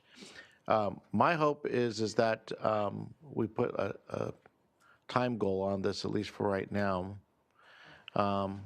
I'm hoping to finish between, I know I have a commitment at 3:15, so I'm hoping that around between 2:30, 3 o'clock, we can at least give staff some direction from our side in relation to it. Maybe a lofty goal, but setting goals is what it's about. Commissioner Park, I know you were starting out and you have a lot to say. Let me make a suggestion. I already went over the staff report type questions. Okay. Okay. And so did Mr. Reed. I think it's fair that other commissioners have that opportunity. But then when we do that, when we finish that, we actually need to start on the ordinance itself, which is the really key thing, with language and so forth. And that'll just take some time. We kind of have to do it methodically, you know, start with the beginning part of it and just work our way through it. But I agree with you that we ought to have a time limit today, and I think what you've proposed is, I'm certainly okay with that. I mean, there's only so much we could do. Okay. No, and I agree. It wasn't. I thought I didn't know if when we stopped, if we had stopped you kind of in the middle of what you were talking about. Oh no, I'm sorry. Okay. So what I intended to do, and I think each other commissioner should do it too if they want, is staff in the staff report said, here's some open questions, okay? And then, so Mr. Reed addressed them, I did, but we never got to the ordinance itself. So I think if Ms. Briley or Mr. Cooney wants to do that same thing or whatever they want to kind of focus on, they should do it. But then at some point we should actually get into the ordinance and start going through it methodically and seeing where we are. No, true. But I do support your idea of a time limit, I think. Okay, great. Yeah. So Commissioner Briley, you were just about to say something. Well, I actually had some questions, and maybe I wasn't paying attention to where questions versus deliberations happen, but well, whatever. These are really quick, and I don't think they've been brought up before. So one question. And we also, you know, we deliberately decided to avoid asking a lot of questions after the staff report. So it's perfectly appropriate to mix in questions with deliberations. It's okay. Because it'll help in the ordinance language changes. So for our wonderful staff, first of all, thank you very much. I know this is complicated and I actually followed the bouncing ball pretty well. But on just one question, clarification, on, I think it's your staff report section 5.7, the design review.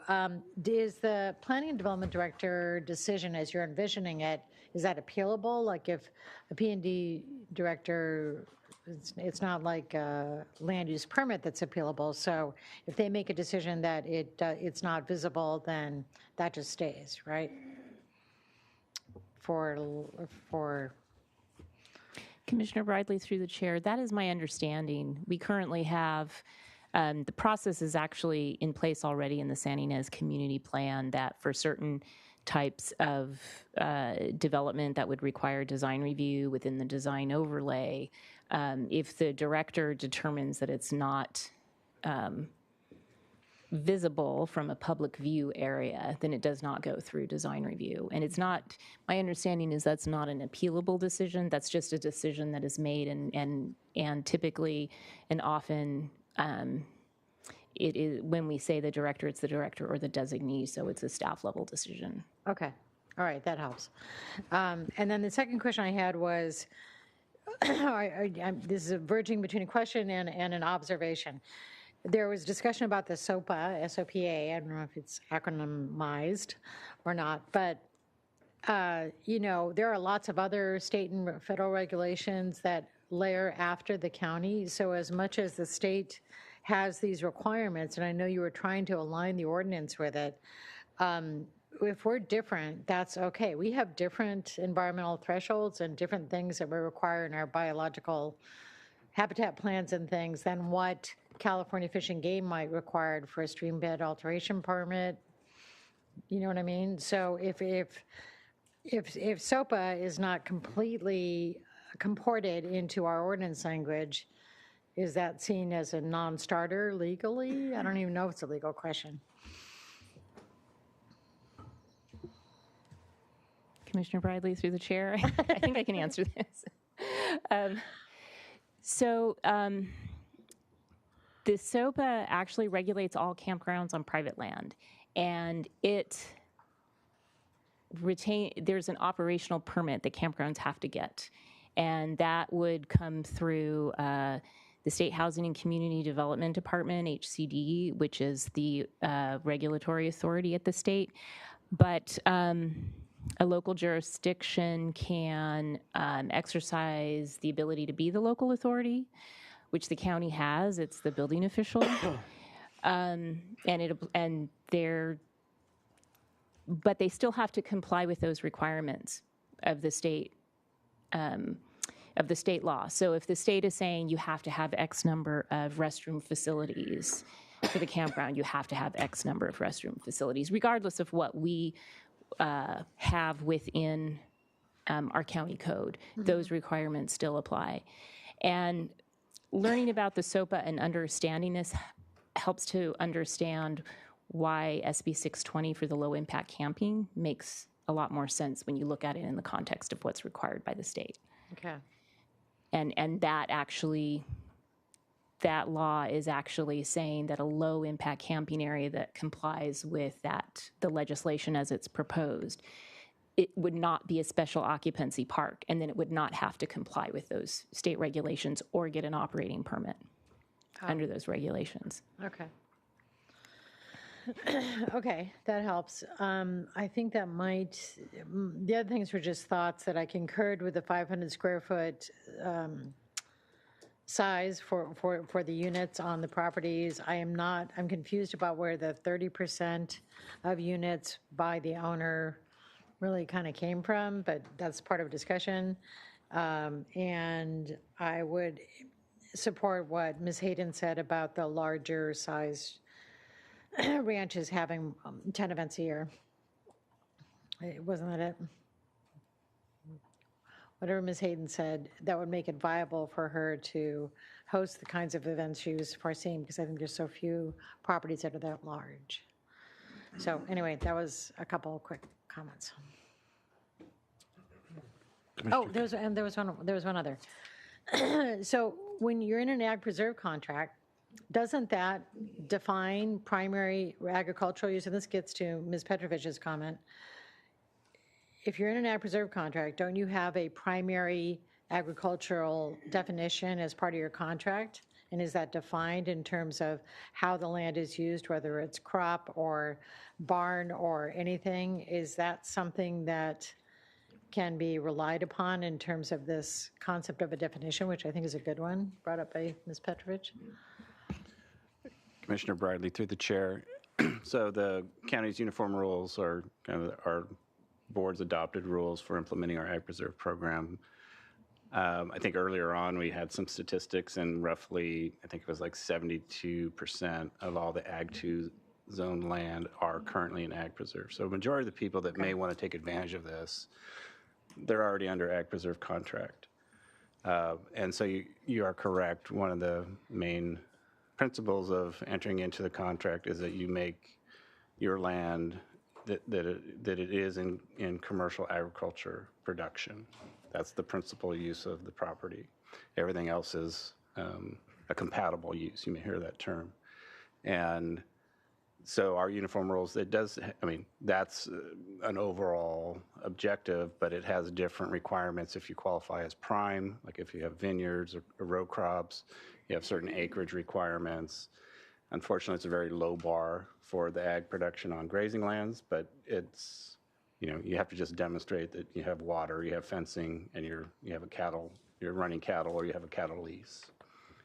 So there is some guidance, but I think aside from that, I think the statistics themselves, that what's principal ag is going to be taken care of, since the majority of the Ag 2 lands are already going to be under contract. But it's still, I understand and we've struggled with the challenge of how do you define that. I mean, one of the things that staff at least aligned is that it's the primary agricultural land use. We weren't bringing revenue in it because, you know, a lot of the cattle operations, there's not a lot of revenue there, even though you've got a lot of acreage, you know, in terms of size. So we've tried to steer away from that, and so it's really challenging to come up with a real definitive how you would evaluate that primary agriculture. Okay. Thank you.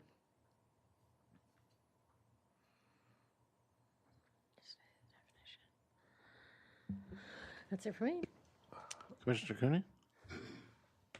Just a couple of overall remarks. First of all, I was impressed by the issues that were raised by staff and their organization. I've felt at times during this process that we were moving slowly forward or standing still, but I really think this was a substantial increase in the commission moving toward a decision, and I'm eager, as many others are, to get to the end point. We obviously, the five of us up here, have different views for different provisions that staff has discussed, and when we've had that situation in the past, we've actually gone down and looked at specific language being recommended by staff and voted on provision by provision. I don't suggest we're there yet today, but I think that ought to be our goal for our next meeting on this topic. Because, as I say, I'm a visitor to North County. When I come up here, I'm very respectful of the commissioners who represent the districts in the North County, and I'm no more qualified than anyone else to suggest changes. So I'm ready to throw my support behind the issues that are in dispute, and I feel we're within a reasonable jump of getting there. So it brings me to how to spend the next 2 hours here today. I don't want to say, oh gosh, I disagree with Commissioner X or Commissioner Y, and I instead of 400 feet of setback, how about 200 or any of those things? So it doesn't help. My questions really are, what can we do to support staff's conclusion as to the best interests of our commission and the Board of Supervisors to which we're making a recommendation? And with that, I'll take this moment to address, at least from my point of view, is that kind of a check off the list thing. From my position, I would maintain the 1,000-foot setback from any row crops. I completely agree with that. There's just so many complications that come with the fumigations and the other applications that are done within row crop situations. Completely support the 10-year look back in relation to things. The setbacks as to other setbacks that we're talking about brings into mind, I keep on thinking of these smaller farmers that are less than 40 acres, which is Ag 1, and I think it still merits some discussion. And I don't want to open it up. Like I may shut down, but I just thinking out loud is that if you do these setbacks and you reduce the setbacks, why wouldn't a 40-acre or 35-acre parcel come into play? If you're saying I just want a 100-foot setback or anything like that, they now are viable in the circumstances of this, and I would just put it out there for discussion in relation to that issue, because you have short-term rentals, you have other issues that come into those people who are small-time farmers, you may call them, but they still are agricultural entities in my mind. The kitchen situation, as for, I like the words, the elevated experience. I actually like that. That's a pretty good marketing tool in regards to the wineries and saying, okay, come here, have an elevated experience. makes sense to me. And yes, it would be disappointing to go to an elevated experience and see that you're in a 24-foot RV and stuff. That wouldn't be elevated to me personally. But the logic of saying whether there should be kitchens in a, let's say, a permanent structure versus an RV is going to have a kitchen anyways. So why are we making a distinction between those things? I think there should be at least the opportunity to put it in there. I think if you put a kitchen in something or in a permanent structure, you're asking for a lot of permits that are going to be fire alarms, sprinklers, and the expenses of those things. So that's really kind of a business decision. And the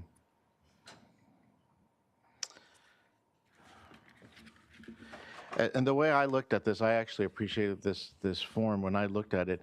Yeah, I found it complicated in one sense, but I get the idea. I mean, you're going into something and you're given an opportunity, and you don't want an opportunity to be exaggerated into something which was never intended. So you have to have some limits, and you have to make the sound lot or the box so that it's understandable and the same for everybody who's it's going to be applicable to, and I get that. And I appreciate that. And the way I looked at this was I basically drew a box and said, okay, if this box is 45 acres and it's a ranch, this is what happens. If it has this next to it, the next to it. Visually, when I broke it down, I used the wording in here, I could actually break it down, in my mind, at least. So I figure if I can do it, a lot of people can do it too. And those are my comments for right now. So let's look into the ordinance itself now. Who wants to take the lead there? Mr. Reed, Commissioner Reed. Okay, I have a number of itemized questions, kind of based on work I had done and things that Commissioner Park and I went over at lunch. So I'll kind of run down the list, if I might. So first, looking at the ordinance in attachment C, Exhibit 1, we go to page 17 under small scale special events. Just a question. I come to item A, applicability. Item 4 says, a small-scale special events operation not in compliance with this section 3542035 may be allowed pursuant to section 3542260, temporary uses and trailers, provided there is not a winery on the premises. What's that mean?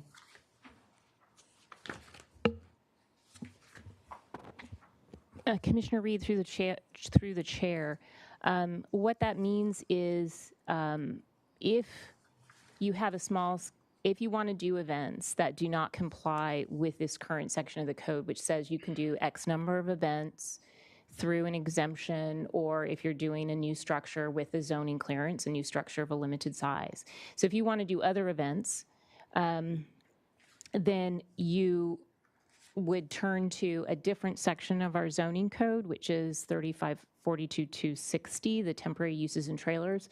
And that is where there are all sorts of different permits required for different types of temporary uses and special events, and the regulations for those would apply. So there are higher levels of permits for those larger scales of uses that you couldn't do under this particular ag enterprise ordinance. Okay, thank you. Just to add, Commissioner Reed, that they also reference you're not applying to wineries is that because winery special events are addressed in the winery ordinance section, not in the temporary use section. So that's why that reference to wineries is there. Okay. Now let's look at page 19. Item 3A, farm-to-table dinners, cooking classes, wedding receptions, etc. Says, shall not commence before 10 a.m. and shall not end after 11 p.m.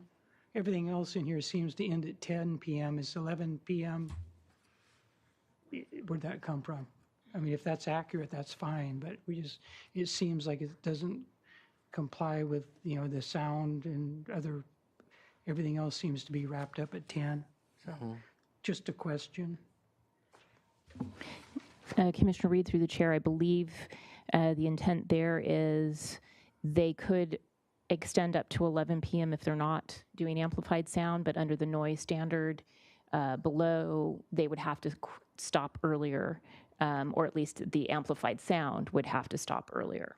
Okay. So you can see when you look at the noise standard, the original proposed language said the events shall only be allowed from 10 a.m. to 11 p.m., but we struck that out and we called it out separately. We moved it above so that basically your event can go to 11 p.m. If you're doing amplified sound in order to address noise issues, the amplified sound must end at 10 p.m.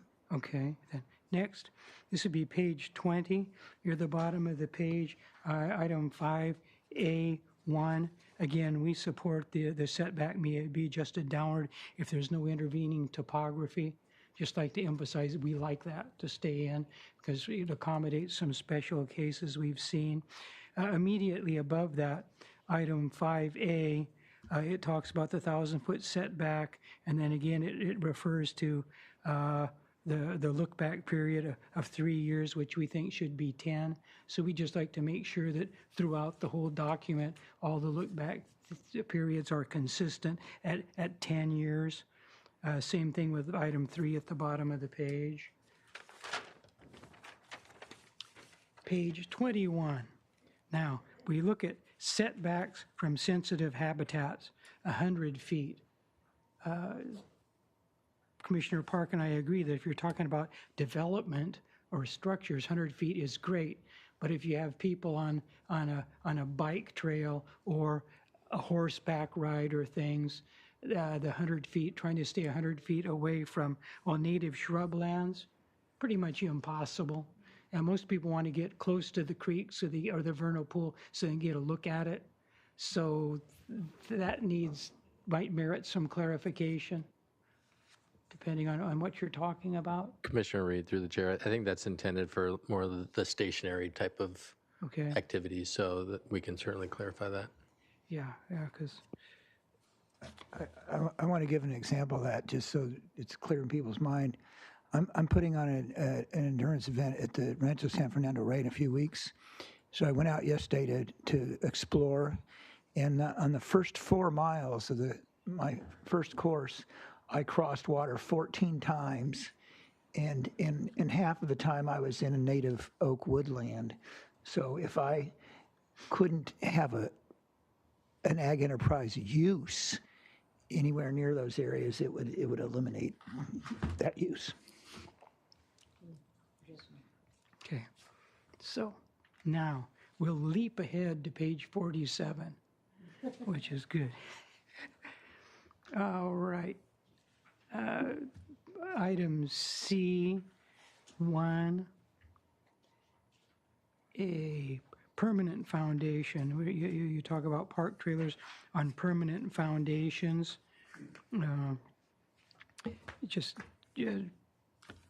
So Commissioner Park had a question, just what exactly constitute a permanent foundation? Does that mean concrete, or does that mean some other method of permanent durable attachment to the earth? Like some of the staking systems and others they'll use for mobile homes and stuff. Just what exactly does permanent mean in that instance? Then if we look at item C2A, all of a portion of farm stay accommodations must be on a remote site, only one remote site, not to exceed 1 acre. So questions with regard to why only one remote site and why the limitation of just 1 acre. May want them to be larger.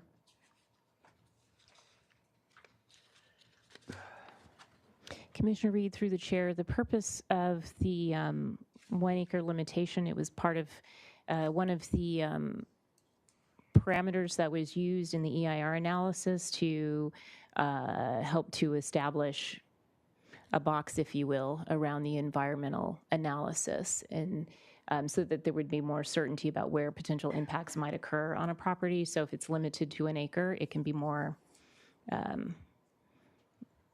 precisely managed to assure the prevention of impacts. Okay. And to, I think, keep it in more of a localized area so that it doesn't create more scattered development within an active agricultural operation. Okay. And we had a question, page 48, item 6.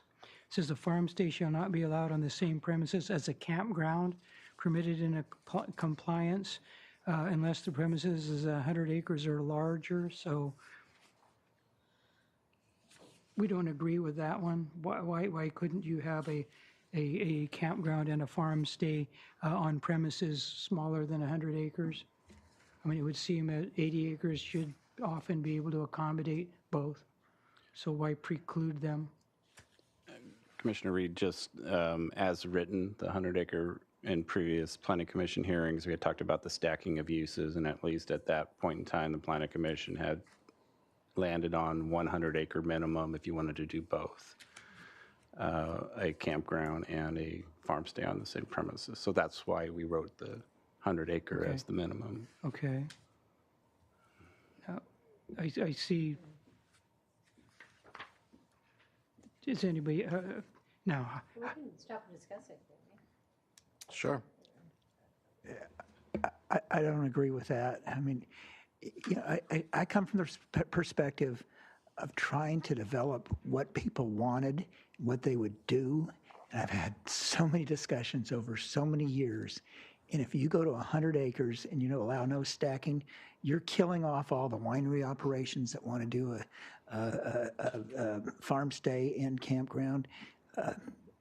And I go back to Sunstone. They have a perfect example of that they're done with this then if you do that. I've been following this discussion pretty heavily, and I've never promoted the idea that we should be limited to one use if you're under 100 acres. I just don't buy it.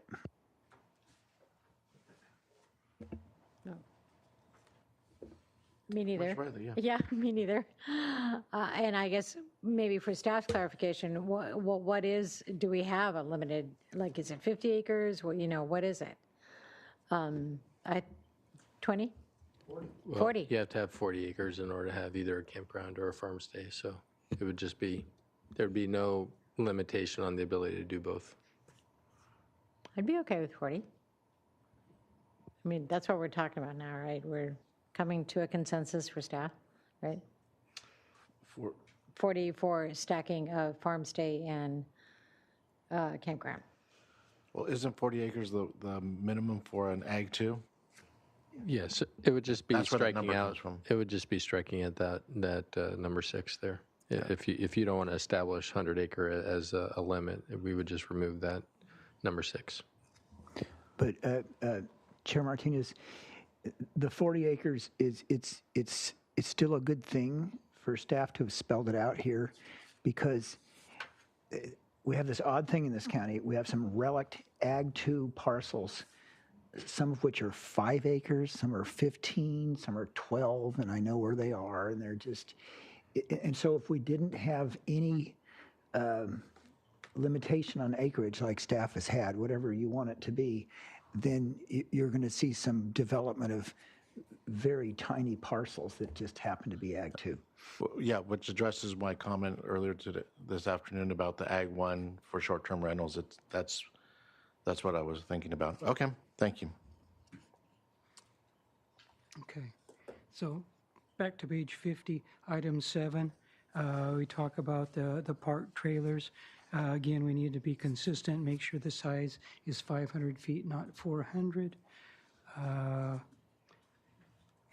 Page 51. Item 10, A1, the setback adjustment, of course, we support that. Item 10A3, look back period adjusted to 10 years, not 3.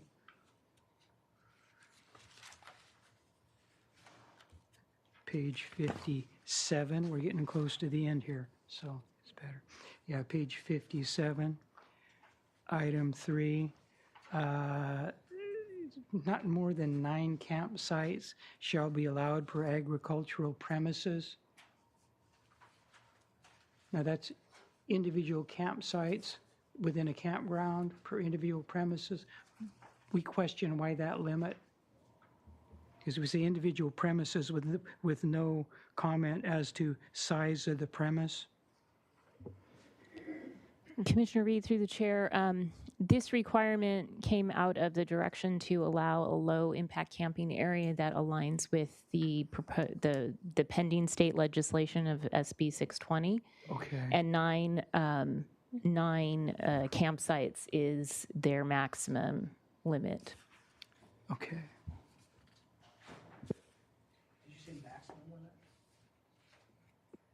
And Commissioner Park, through the chair, yes, that SB 620 is a maximum of 9 campsites for the low-impact camping area. And then that means this low-impact camping area would not have to comply with the state law on the State Occupancy Parks Act.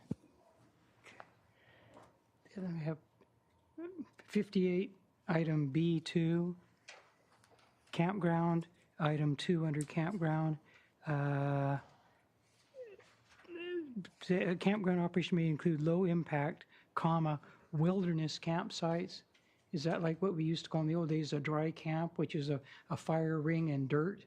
Or what is a wilderness camp? That seems to be the first time it emerged in this document.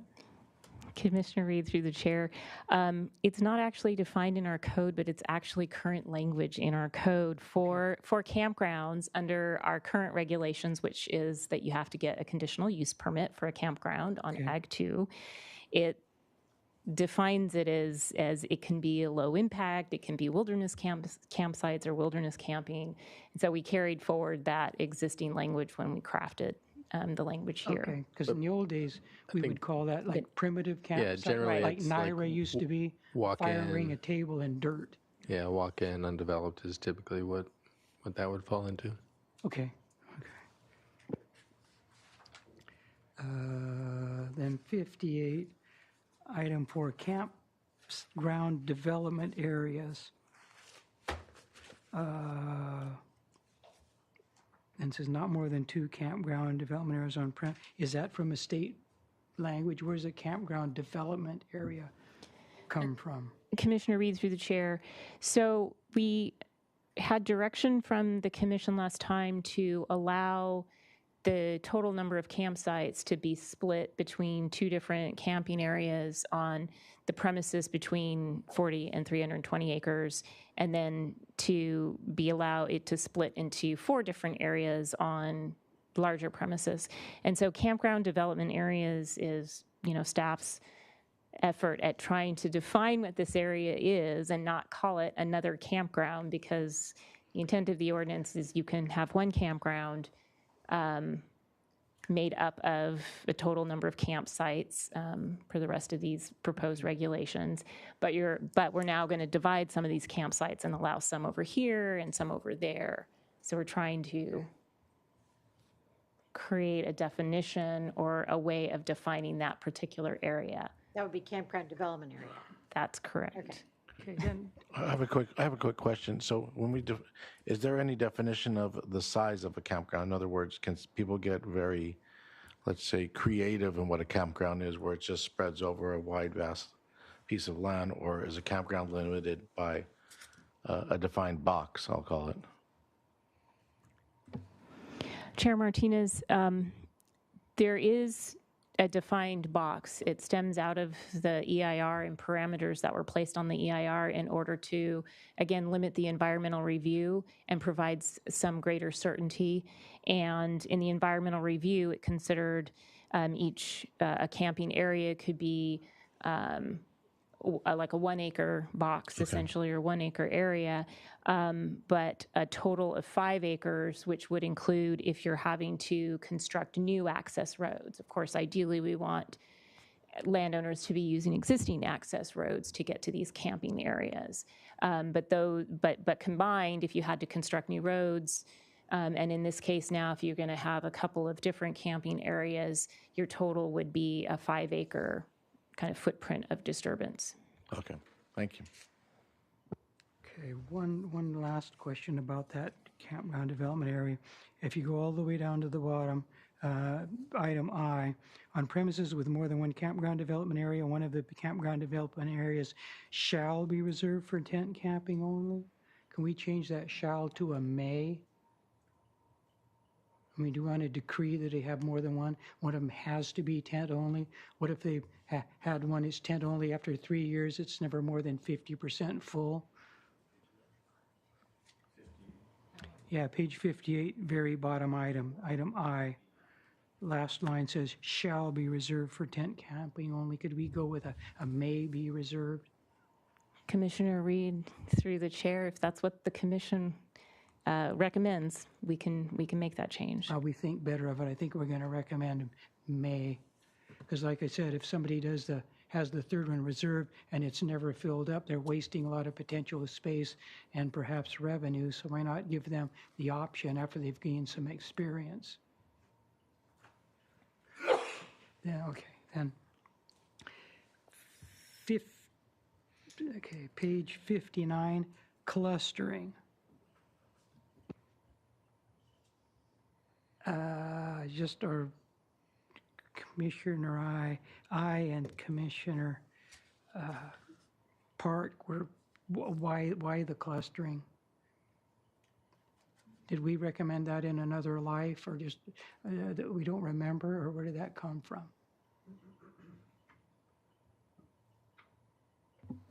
Commissioner Reed, through the chair, this was an original proposed language back in November to cluster campgrounds on the premises, and the additional language is in order to explain why and the purpose for clustering the campsites or the campground in one area on the premises or in several clustered areas on the premises.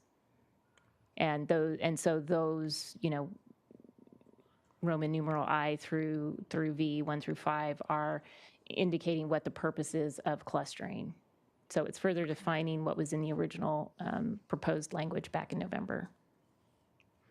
Okay.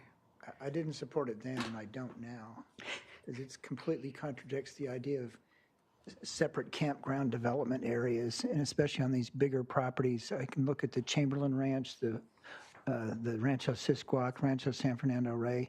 There's no reason to cluster your campsites there. It's just none at all. In fact, it'd be better to distribute them. And so just the fact that it's an explanation of some language I didn't like in the first place doesn't mean I want it now.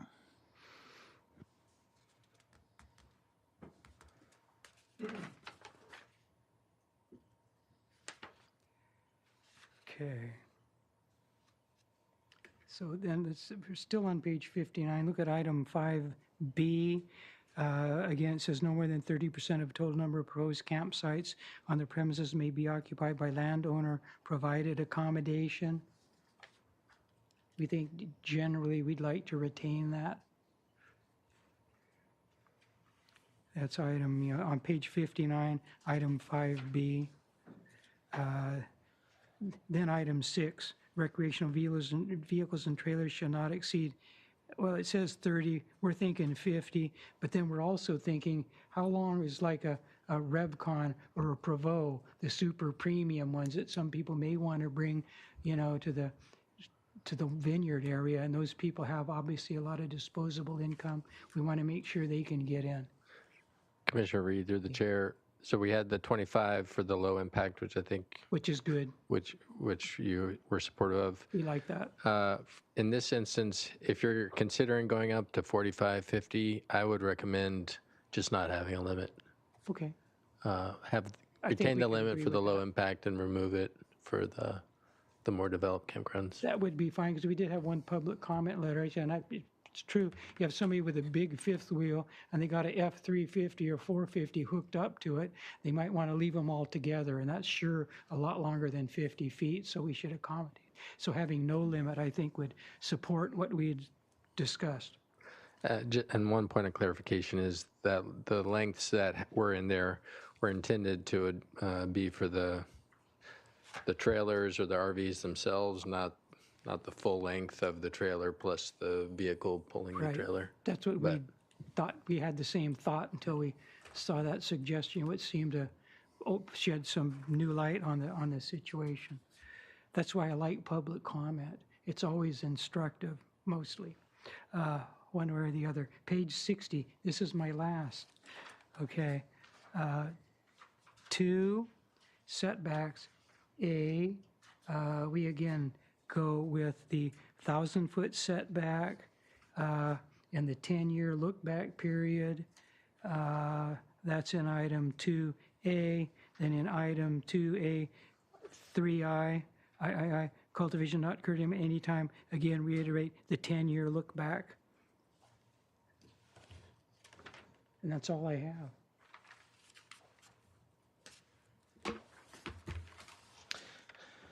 Thank you, Commissioner Reed. Anyone would like to go next? Commissioner Bradley? Or I'm still kind of swimming. I guess I apologize if this already got explained, but you're on? I'm still confused about where we came up with the 30% maximum for owner-operated campgrounds. Where did that come from us? I'm sorry. Commissioner Bradley, through the chair, we are on our 6th hearing spanning 6 months, so it's normal and acceptable to forget where we started and where we're ending. 30% at one point was the Ag Advisory Committee's recommendation.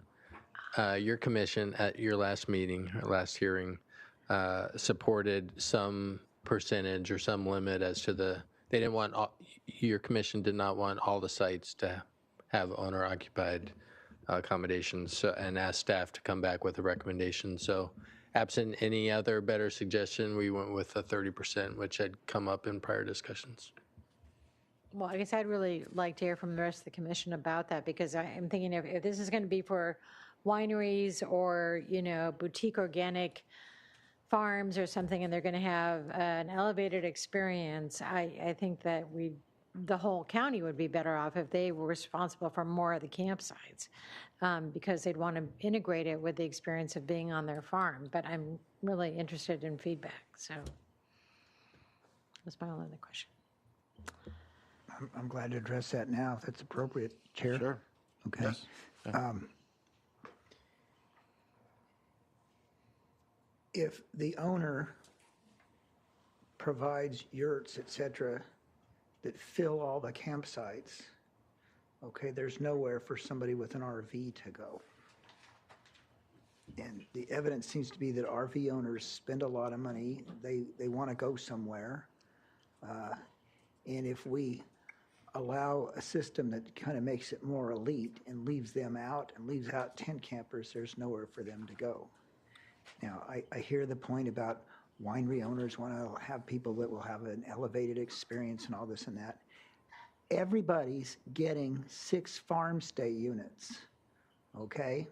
So we're only talking about the additional campground units now, okay? And that's why I didn't like the idea of using El Capitan Ranch style RV cabins as campsites, because instead of 6 farm stay units, you'd have 36 farm stay units, calling some of them campgrounds.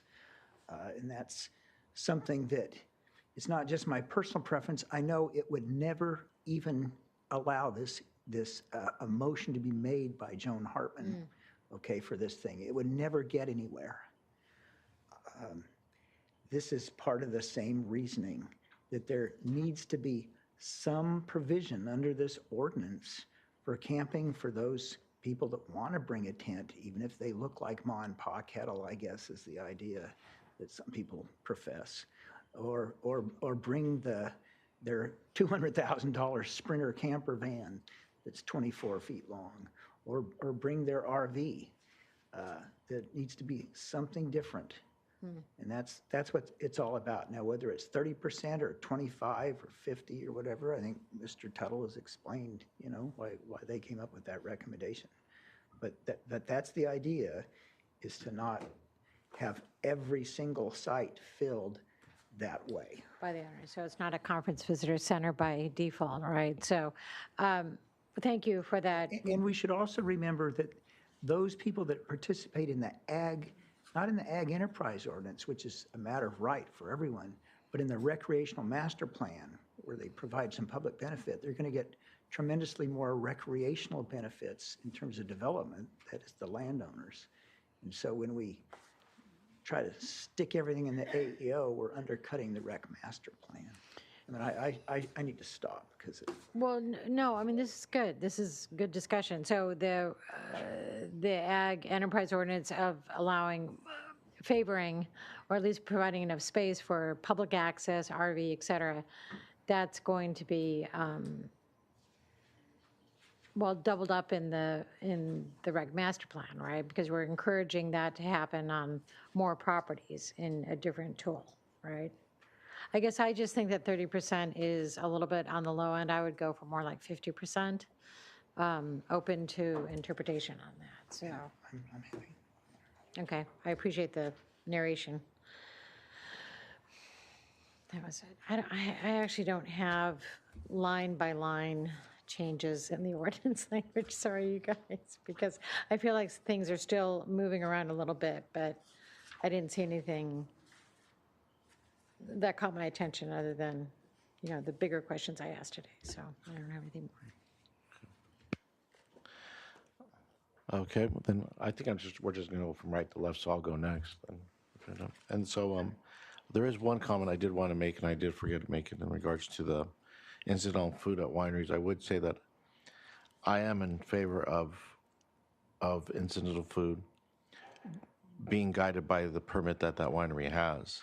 And my logic is this: if the winery stops serving their wine in their tasting rooms and so forth, and they continue to serve incidental food beyond that, I mean, that to me, that's just a labor nightmare in regards to it. Because now you got somebody receiving incidental food for however they want or wherever they want, and how many staff do you keep? The list goes on and on. I mean, it just seems more definite in regards to those wineries.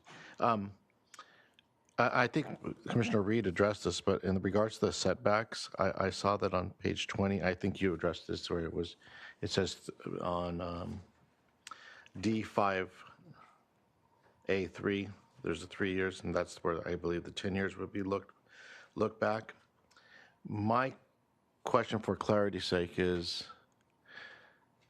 yes, I would like the 10-year look back, but how does one establish a 10-year look back? Because I can only imagine somebody coming in and say, look I've been living here for the past 4 years and there hasn't been a row crop. I mean, is there going to be some guidance or some example of how to establish the 10-year look back? Mr. Chair, Commissioners, it would just be 10 years from the time of application. Okay, then I think it should be defined within that 10 years look back begins at the time from application.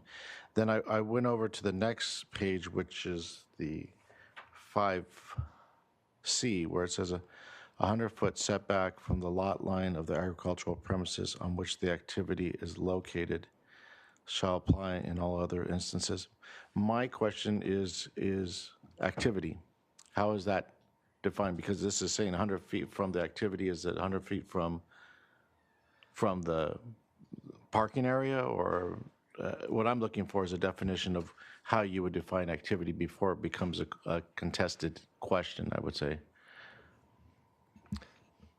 Mr. Chair, Commissioners, so activity is meant for the to refer to whatever the ag use is, the ag enterprise use, but the 100-foot is from the lot line. It's not from the activity, so it just means that the use, the ag enterprise use, needs to be 100 feet from the property line. Okay. In all other instances. Yeah. And it's specific to the non-stationary uses. So if you're doing your riding or your education tour and wandering around the property, that 100-foot setback would not apply. Okay, and I stand corrected in regards to how you read that, because maybe I should reflect more on B, because it says all facilities and stationary activities. So stationary activities would be, I guess, somebody explaining something in an outdoor theater kind of sense, and then so that would define the boundaries of that, because it's no closer than 400 feet from the residence. I'm just making sure that we address the situation so it doesn't become a complicated issue of somebody playing with what activity is, with whether they make it smaller or smaller than what the reality is of how large it is. So, okay. And then the next one I had was in page 25, and it said 2A1 exempt, it says aim, agricultural use required. The proposed agricultural processing uses and related development shall be allowed only on active working farms and ranches that produce agricultural products. I'll stop right there. My question is what is the definition of a working farm or working ranches? I just think we should focus on that and making sure we have that kind of a defined area. And then the sentence reads on, well, it says, comma, which serves as the primary land use of the premises. My question is what serves as the primary use? Are we talking about what the working farm is? That let's say it grows strawberries, or a working ranch? I'm just looking for the definition of which serves the primary land use of the premises. That's vague to me. If I'm on the other side, I could play with that, in my opinion. Okay? Those are just my comments in relation to it. Thank you. Mr. Cooney? Commissioner Cooney? We're inching along, and I can imagine in my wildest dreams that we'll actually have a vote at some point over the differences. And if staff could put together those differences for the next time we talk about this, I think we could put our recommendation together, because they're not, now the distance between the various suggestions is very small. Yes. You know? Some are important, but it's still very small. I think they're all solvable. And I find there is merit in the discussion and merit in the comments of my fellow commissioners. So I'd prefer not to mess it up with my inadequate ideas, and hope that the next time we meet, we could actually have these differences shrunk down to a minimum. So, Commissioner Park, going that way.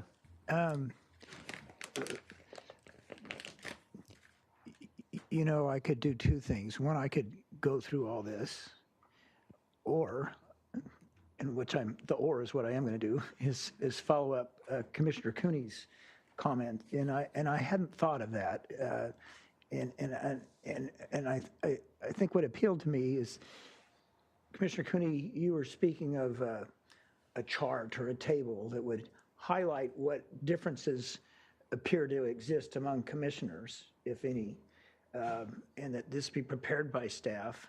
And then we have that chart in front of us so we can, you know, go through it instead of 79 pages of language at the next hearing, because staff has to have time to prepare that.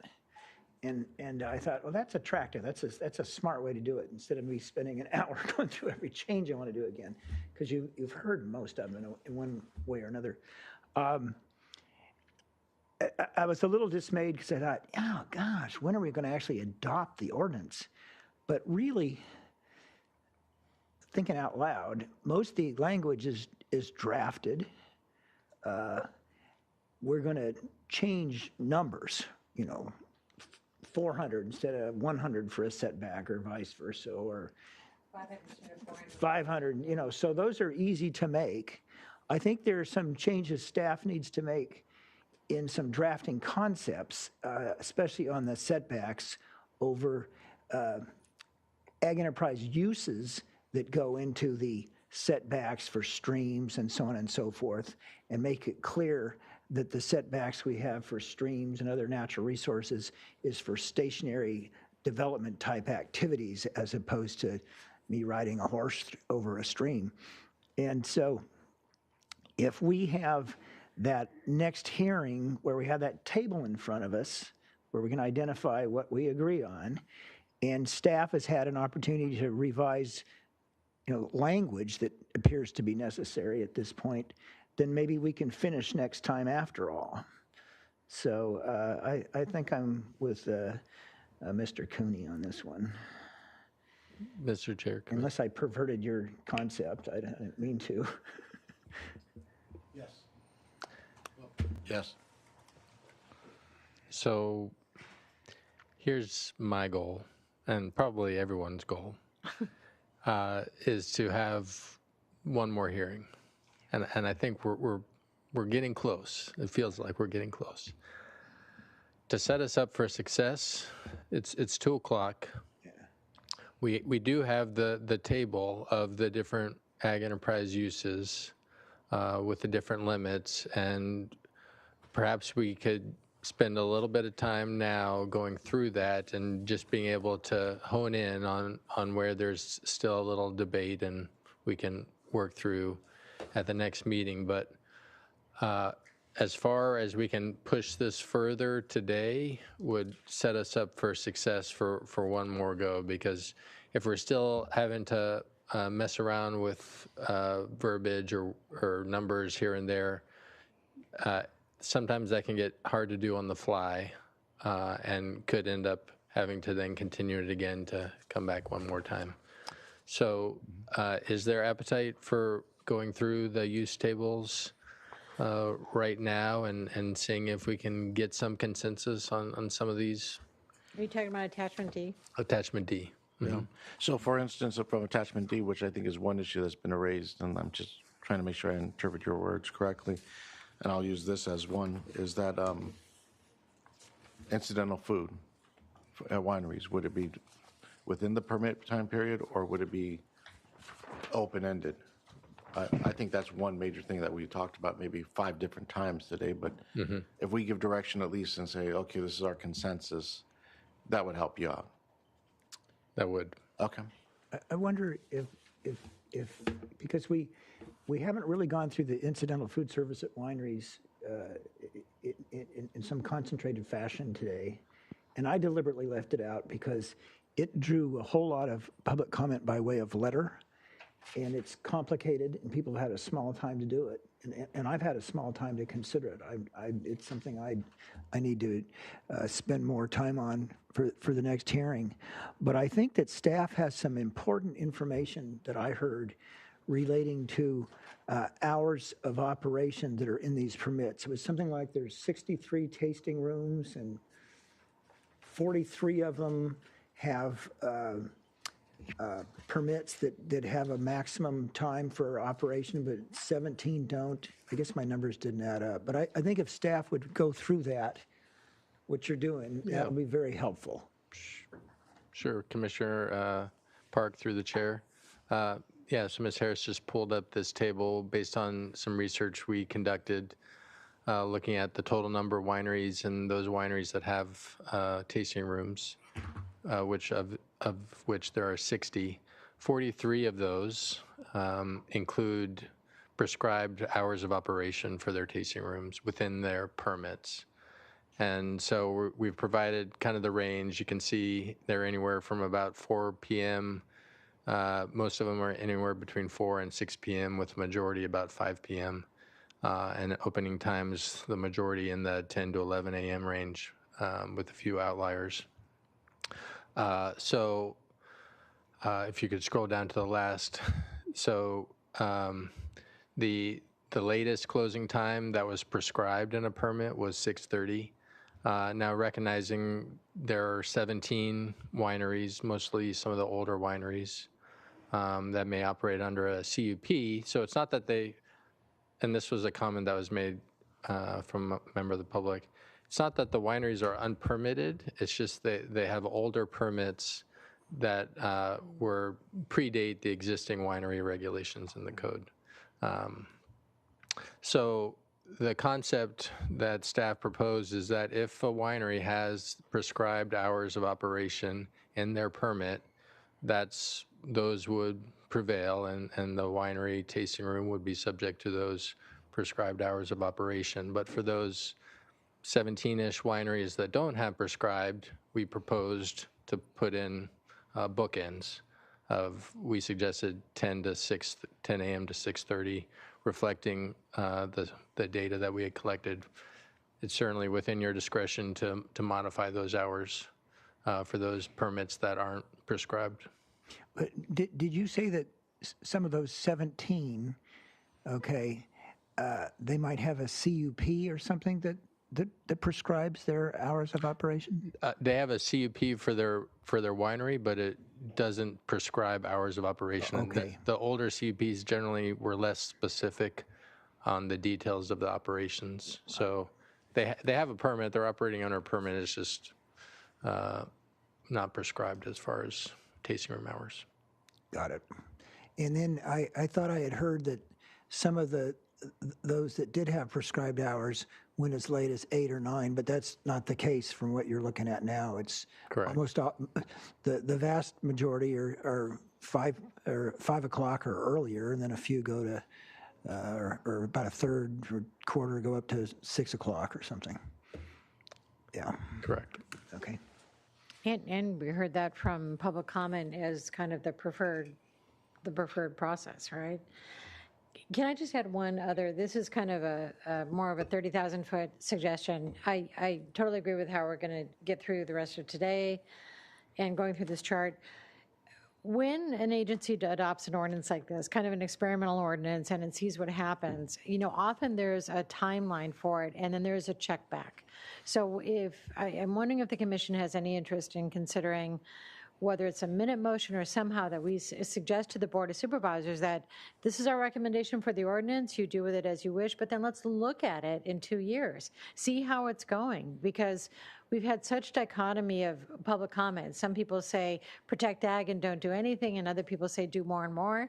I'd really like to see us get it back before us for a look at it. And, citing the cannabis ordinance, it had 4 changes since I've been on the commission. Just let's schedule that into it so everybody knows we did the best we could in terms of giving prescriptive allowances that are moving in the right direction. But if for some reason nothing gets applied for under some of these provisions, or things become mayhem out in the field and you're getting complaints and it goes sideways, if we build in it a report back period, that would be, I think it would be a good footnote and kind of protect everyone's interests. So I'm just throwing that out there as a kind of different solution too. I don't know how staff feels about that. Almost sounds like a sunset clause in a statute where you revisit it, and if you don't renew it, then it disappears. That's kind of what I would interpret what you're saying. Yeah, well, that sounds worse, because I want to see that it sounds a go. lot worse. Yeah. Well, it forces the issue. I mean, It does. It just, whether it's a compliance report or something. I mean, hopefully we can come up with something it just tells the public, like, look, we did the best we can. We're going to see how it goes. I think this is good for ag community, and, we'll look at it again in 2 years. And if it has to be adjusted then, maybe we can. It's not like the county doesn't ever adjust its plans, ordinances, and legal provisions regularly. I mean, we do it more than we want to. So just thought. There's a perfect example of what you're talking about, of how it could go wrong. And we're actually looking at it. Our homestay ordinance is how old? It's 8 years. And when it was considered, there just wasn't kind of time, et cetera, to do the farm stay portion of it. So we're going to get back to the farm stays real quick. Okay, so here we are today, 8 years later, looking at farm stays, which aren't very different from homestays. And we had to get an EIR for them and go through all this pain. And maybe if what you'd had in mind was in operation 8 years ago, it would have happened faster. So Like you could have accelerated some of this. Yeah, because there's always an inertia. And well, look at what staff has to go through with the budget hearings and how many FTEs they get. So how many staff people at long-range planning are allowed to work on a given project. It's spelled out work program pretty meticulously. And so it's kind of hard to react and change things. It takes a long time. Yeah, I'm sorry, this isn't really moving us ahead on the chart, but this is an important topic. So, because the other thing is I don't want to communicate to the ag community that they shouldn't rely on this. Right, so say we have Buttonwood or a couple of vintners going out there and actually investing in this, and yet we have in the shadows that we're going to take a look at the ordinance in 2 years and decide if anything needs to be adjusted. Well, everyone who got permitted under the current thing that we approve now and the board approves, we don't want to risk that. So I don't know, it's probably a question I need to ask, but go ahead. Yeah, I would support kind of making this a beta version. If I was back in the pharmaceutical business, I would call that a post-launch surveillance period, where you launch it, monitor it, and then subsequently you might modify it a bit. So I would, and one other thing I wanted to mention, as I said, I read all the public comment letters and I find them often instructive. To get back to Chair's question about the agricultural processing, the agricultural use requirement on page 25, A1A, the proposed agricultural processing uses and related development shall be allowed only on active working farms or ranches that produce agricultural products which serves as the primary land use of the premises. Well, one of our public comment letters from Ms. Petrovich suggested you insert which production serves as the primary land use of the premises. I think that makes it a little more meaningful and kind of fits your search for what does that mean. So it might be a good suggestion to incorporate the word production into that final sentence. So it reads, which production serves as the primary land use of the premises. So other than that, I'm anxious. I'm looking forward to getting together and working on this matrix to increase our prospects of wrapping things up next time. Well, true, but I think we kind of got off rail there a little bit, and not to say that Commissioner Bradley's question is not legitimate. I mean, it's legitimate. It's important, but where do we leave off in regards to the incidental food? Was the statement really from Commissioner Park? Not right now because I want to look into it more. Is that what I was hearing correctly? Well, I want to look over the whole section there because it's got many things in it. On this particular item that we were discussing that's represented on the slide, which was those 17 operations which have no closing time for their hours, I personally favor 9 o'clock. But, that's me. Yeah, I would think particularly in daylight saving time in summer, if you have a little food, some of them would, I think, may appreciate the ability to stay open a little later. In the winter, probably not so much, but maybe afford them some flexibility to extend their hours a bit. And these are kind of different hours than what we're used to definitionally with like restaurants, because I walk in a restaurant at 8:45 and they have a closing time, they'll let me sit there for another 45 minutes. Here, this is a land use thing, and if it says 9 o'clock or 8 o'clock or whatever number you come up with, the door's going to get locked at that hour. So they're out the door. It's a little different. But I don't know. I'm personally at a good place for a break right now on this thing. I'm not sure I want to go through the table. Well, I thought we were going to go to at least 2:30. That's what I was trying to use before we go. If we're not going to, I'd rather go to about 2:30, 2:40, just to get this out of the way, and then we can take a long break by going home. I think that's wishful thinking, that you're going to get anything out of the way in 10 more minutes. Okay. But whatever. Okay. Well, I mean, never been told I wasn't an optimist, but hope springs eternal. What's your consensus? What's the consensus of the commissioners? What would you like to do right now, Commissioner Cooney? Yes, we've clomped along. We've made some progress. Staff has really given us some specifics to talk about today, which we did. We had questions. We had input from several of us back to staff. I appreciate what Mr. Tuttle has said about finishing the next time and how can we do that. Well, I don't think the thinking we might offer now is going to be as valid as giving us a chance to think between meetings. So I'd be in favor of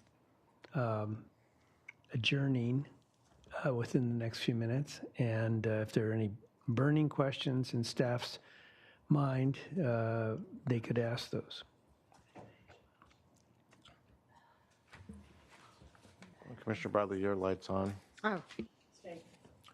Well, I'm all in favor of that, but I would hope that staff would take into consideration Commissioner Bradley's comments, and that maybe some language could be suggested in relation to a look back at it. I mean, my brain isn't working in the fashion that I can even come up with any concepts, but if that's the wish of the board, there is a motion to adjourn for right now. And I would just ask the board, any other commissioners, if there's a second to that. Mr. Tuttle. Mr. Tuttle, I can't see Yes, it. sir. Sorry. He's in my way. Mr. Chair, Commissioners, if we are moving in that direction, which is fine, I do have, I think, one question that I don't know if it's burning, but might be helpful to sort through, which is in regard to the special events. We heard testimony from Ms. Hayden regarding the larger premises and those larger events. She had suggested 10 events per year, each event spanning up to 5 days, which would be a total of potentially 40 or 50 event days per year. The way our ordinance is currently drafted, for currently with the special events, it's 12 events per year, and it's each event is considered an event day, so it's really 12 days of events per year. You get a day to set up and a day to break down. That doesn't count towards those event days. But when we talk about this other category, and it's events, if you have, if there's consensus or recommendation or thoughts as to, are we talking about allowing each particular event up to 5 days, or should there be some additional constraints put on that? Another possibility is just to stick with the current proposal of 12 event days per year, but then for these larger properties, increase that number for these certain types of events, so that if you're holding these events for bike races, runs, equestrian endurance rides, et cetera, they would count, they would just be additive to the other events that you might hold on your property, like private party, wedding, et cetera. Which are 12 a year. But don't we have somewhere in here a limitation on number of events, and then there's event days, and it's somewhat longer? Well, it's no more than four event days per month, I believe, the way it's currently drafted. So if you have one multi-day event, that probably would count as, potentially 3 event days, and that would be your one event for that month. If you had a 5-day event, that would use up kind of your allowance or allotment for that month. So I think we just need to be clear on what we're talking about, whether we're talking about to be apples to apples and consistent events or event days, so that we can, it's clear in the code as to how we're approaching it.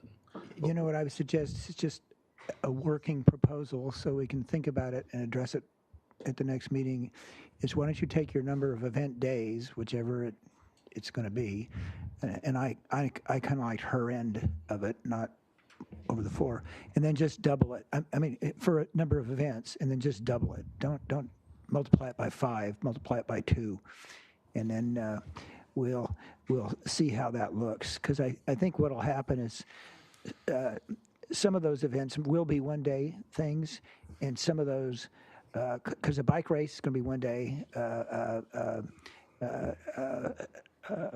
usually something like a marathon to be one day, ultra marathon is going to be 2 days, endurance ride might be a couple of days, so it'll give people some leeway. And then we'll reconsider it, though, when we convene again. That'd be my suggestion. And thanks, Commissioner Park, through the chair. One follow-up is Ms. Hayden had asked for 10. I think you had, staff's proposal had been 4. You had suggested 8. Commissioner Bradley had suggested stick with 10. I thought I was repeating 8 from somebody else. It was not an original idea. I don't have those. We can, again, sort through that. I think Mary had said, maybe go down to 8.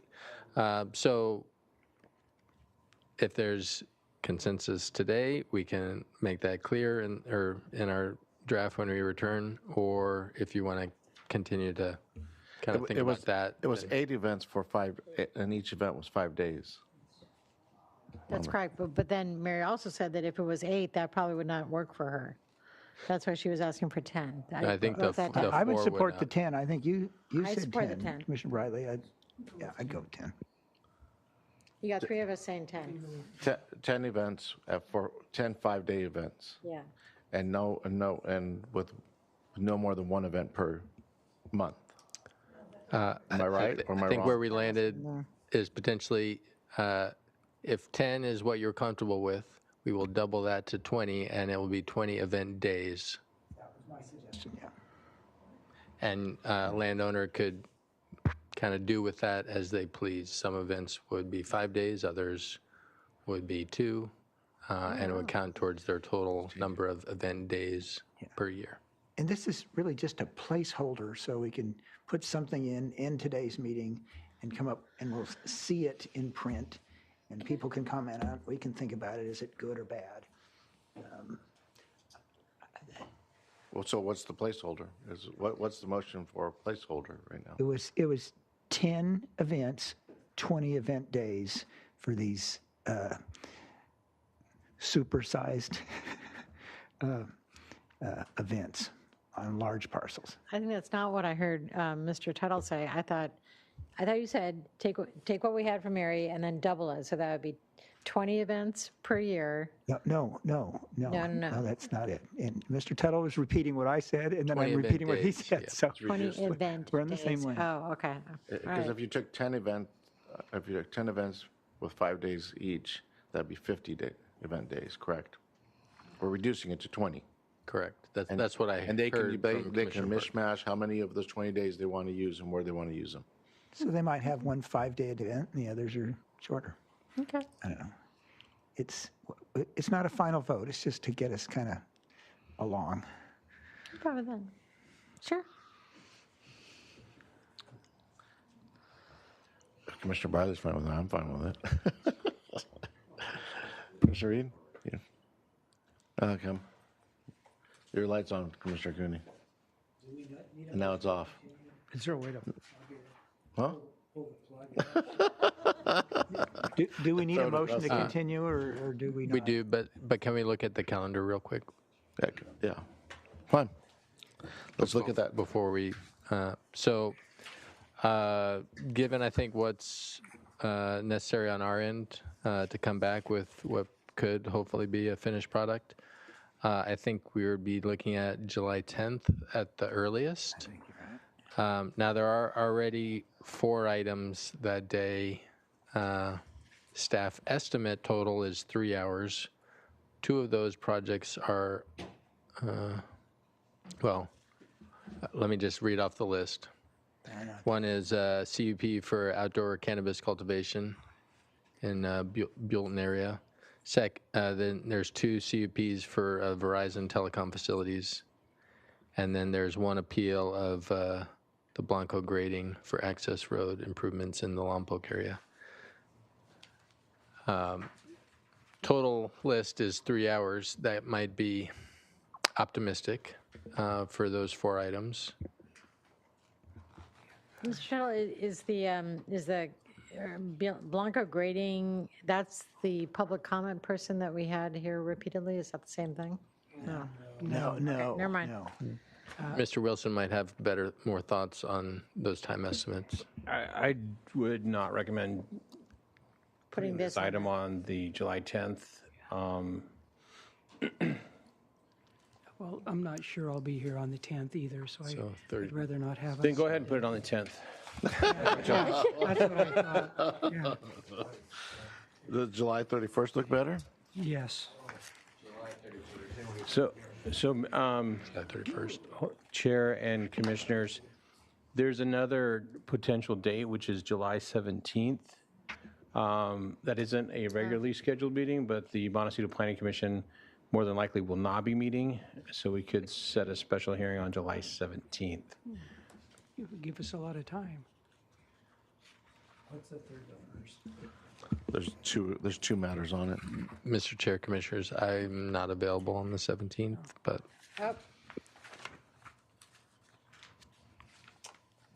So, Mr. Chair and Commissioners, July 31st has the continuance of the El Capitan Canyon Campground areas, and then an appeal.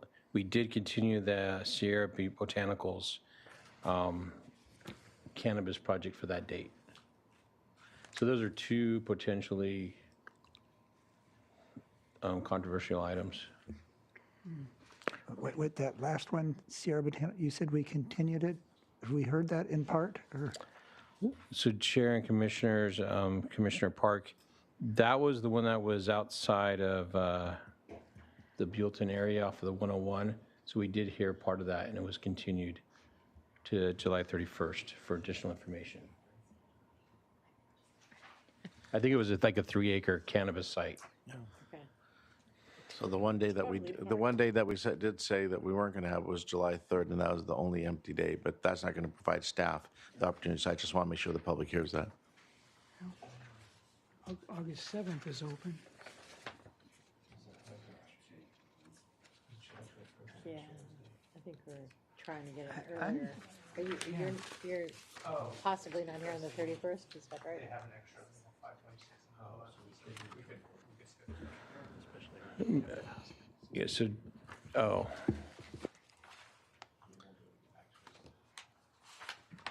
So Chair and Commissioners, the other opportunity would be July 24th.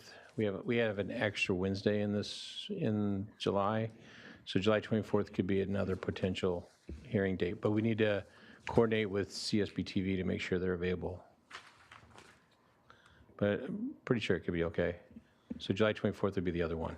So the process is, how long is it going to take you to confirm with the CSB TV?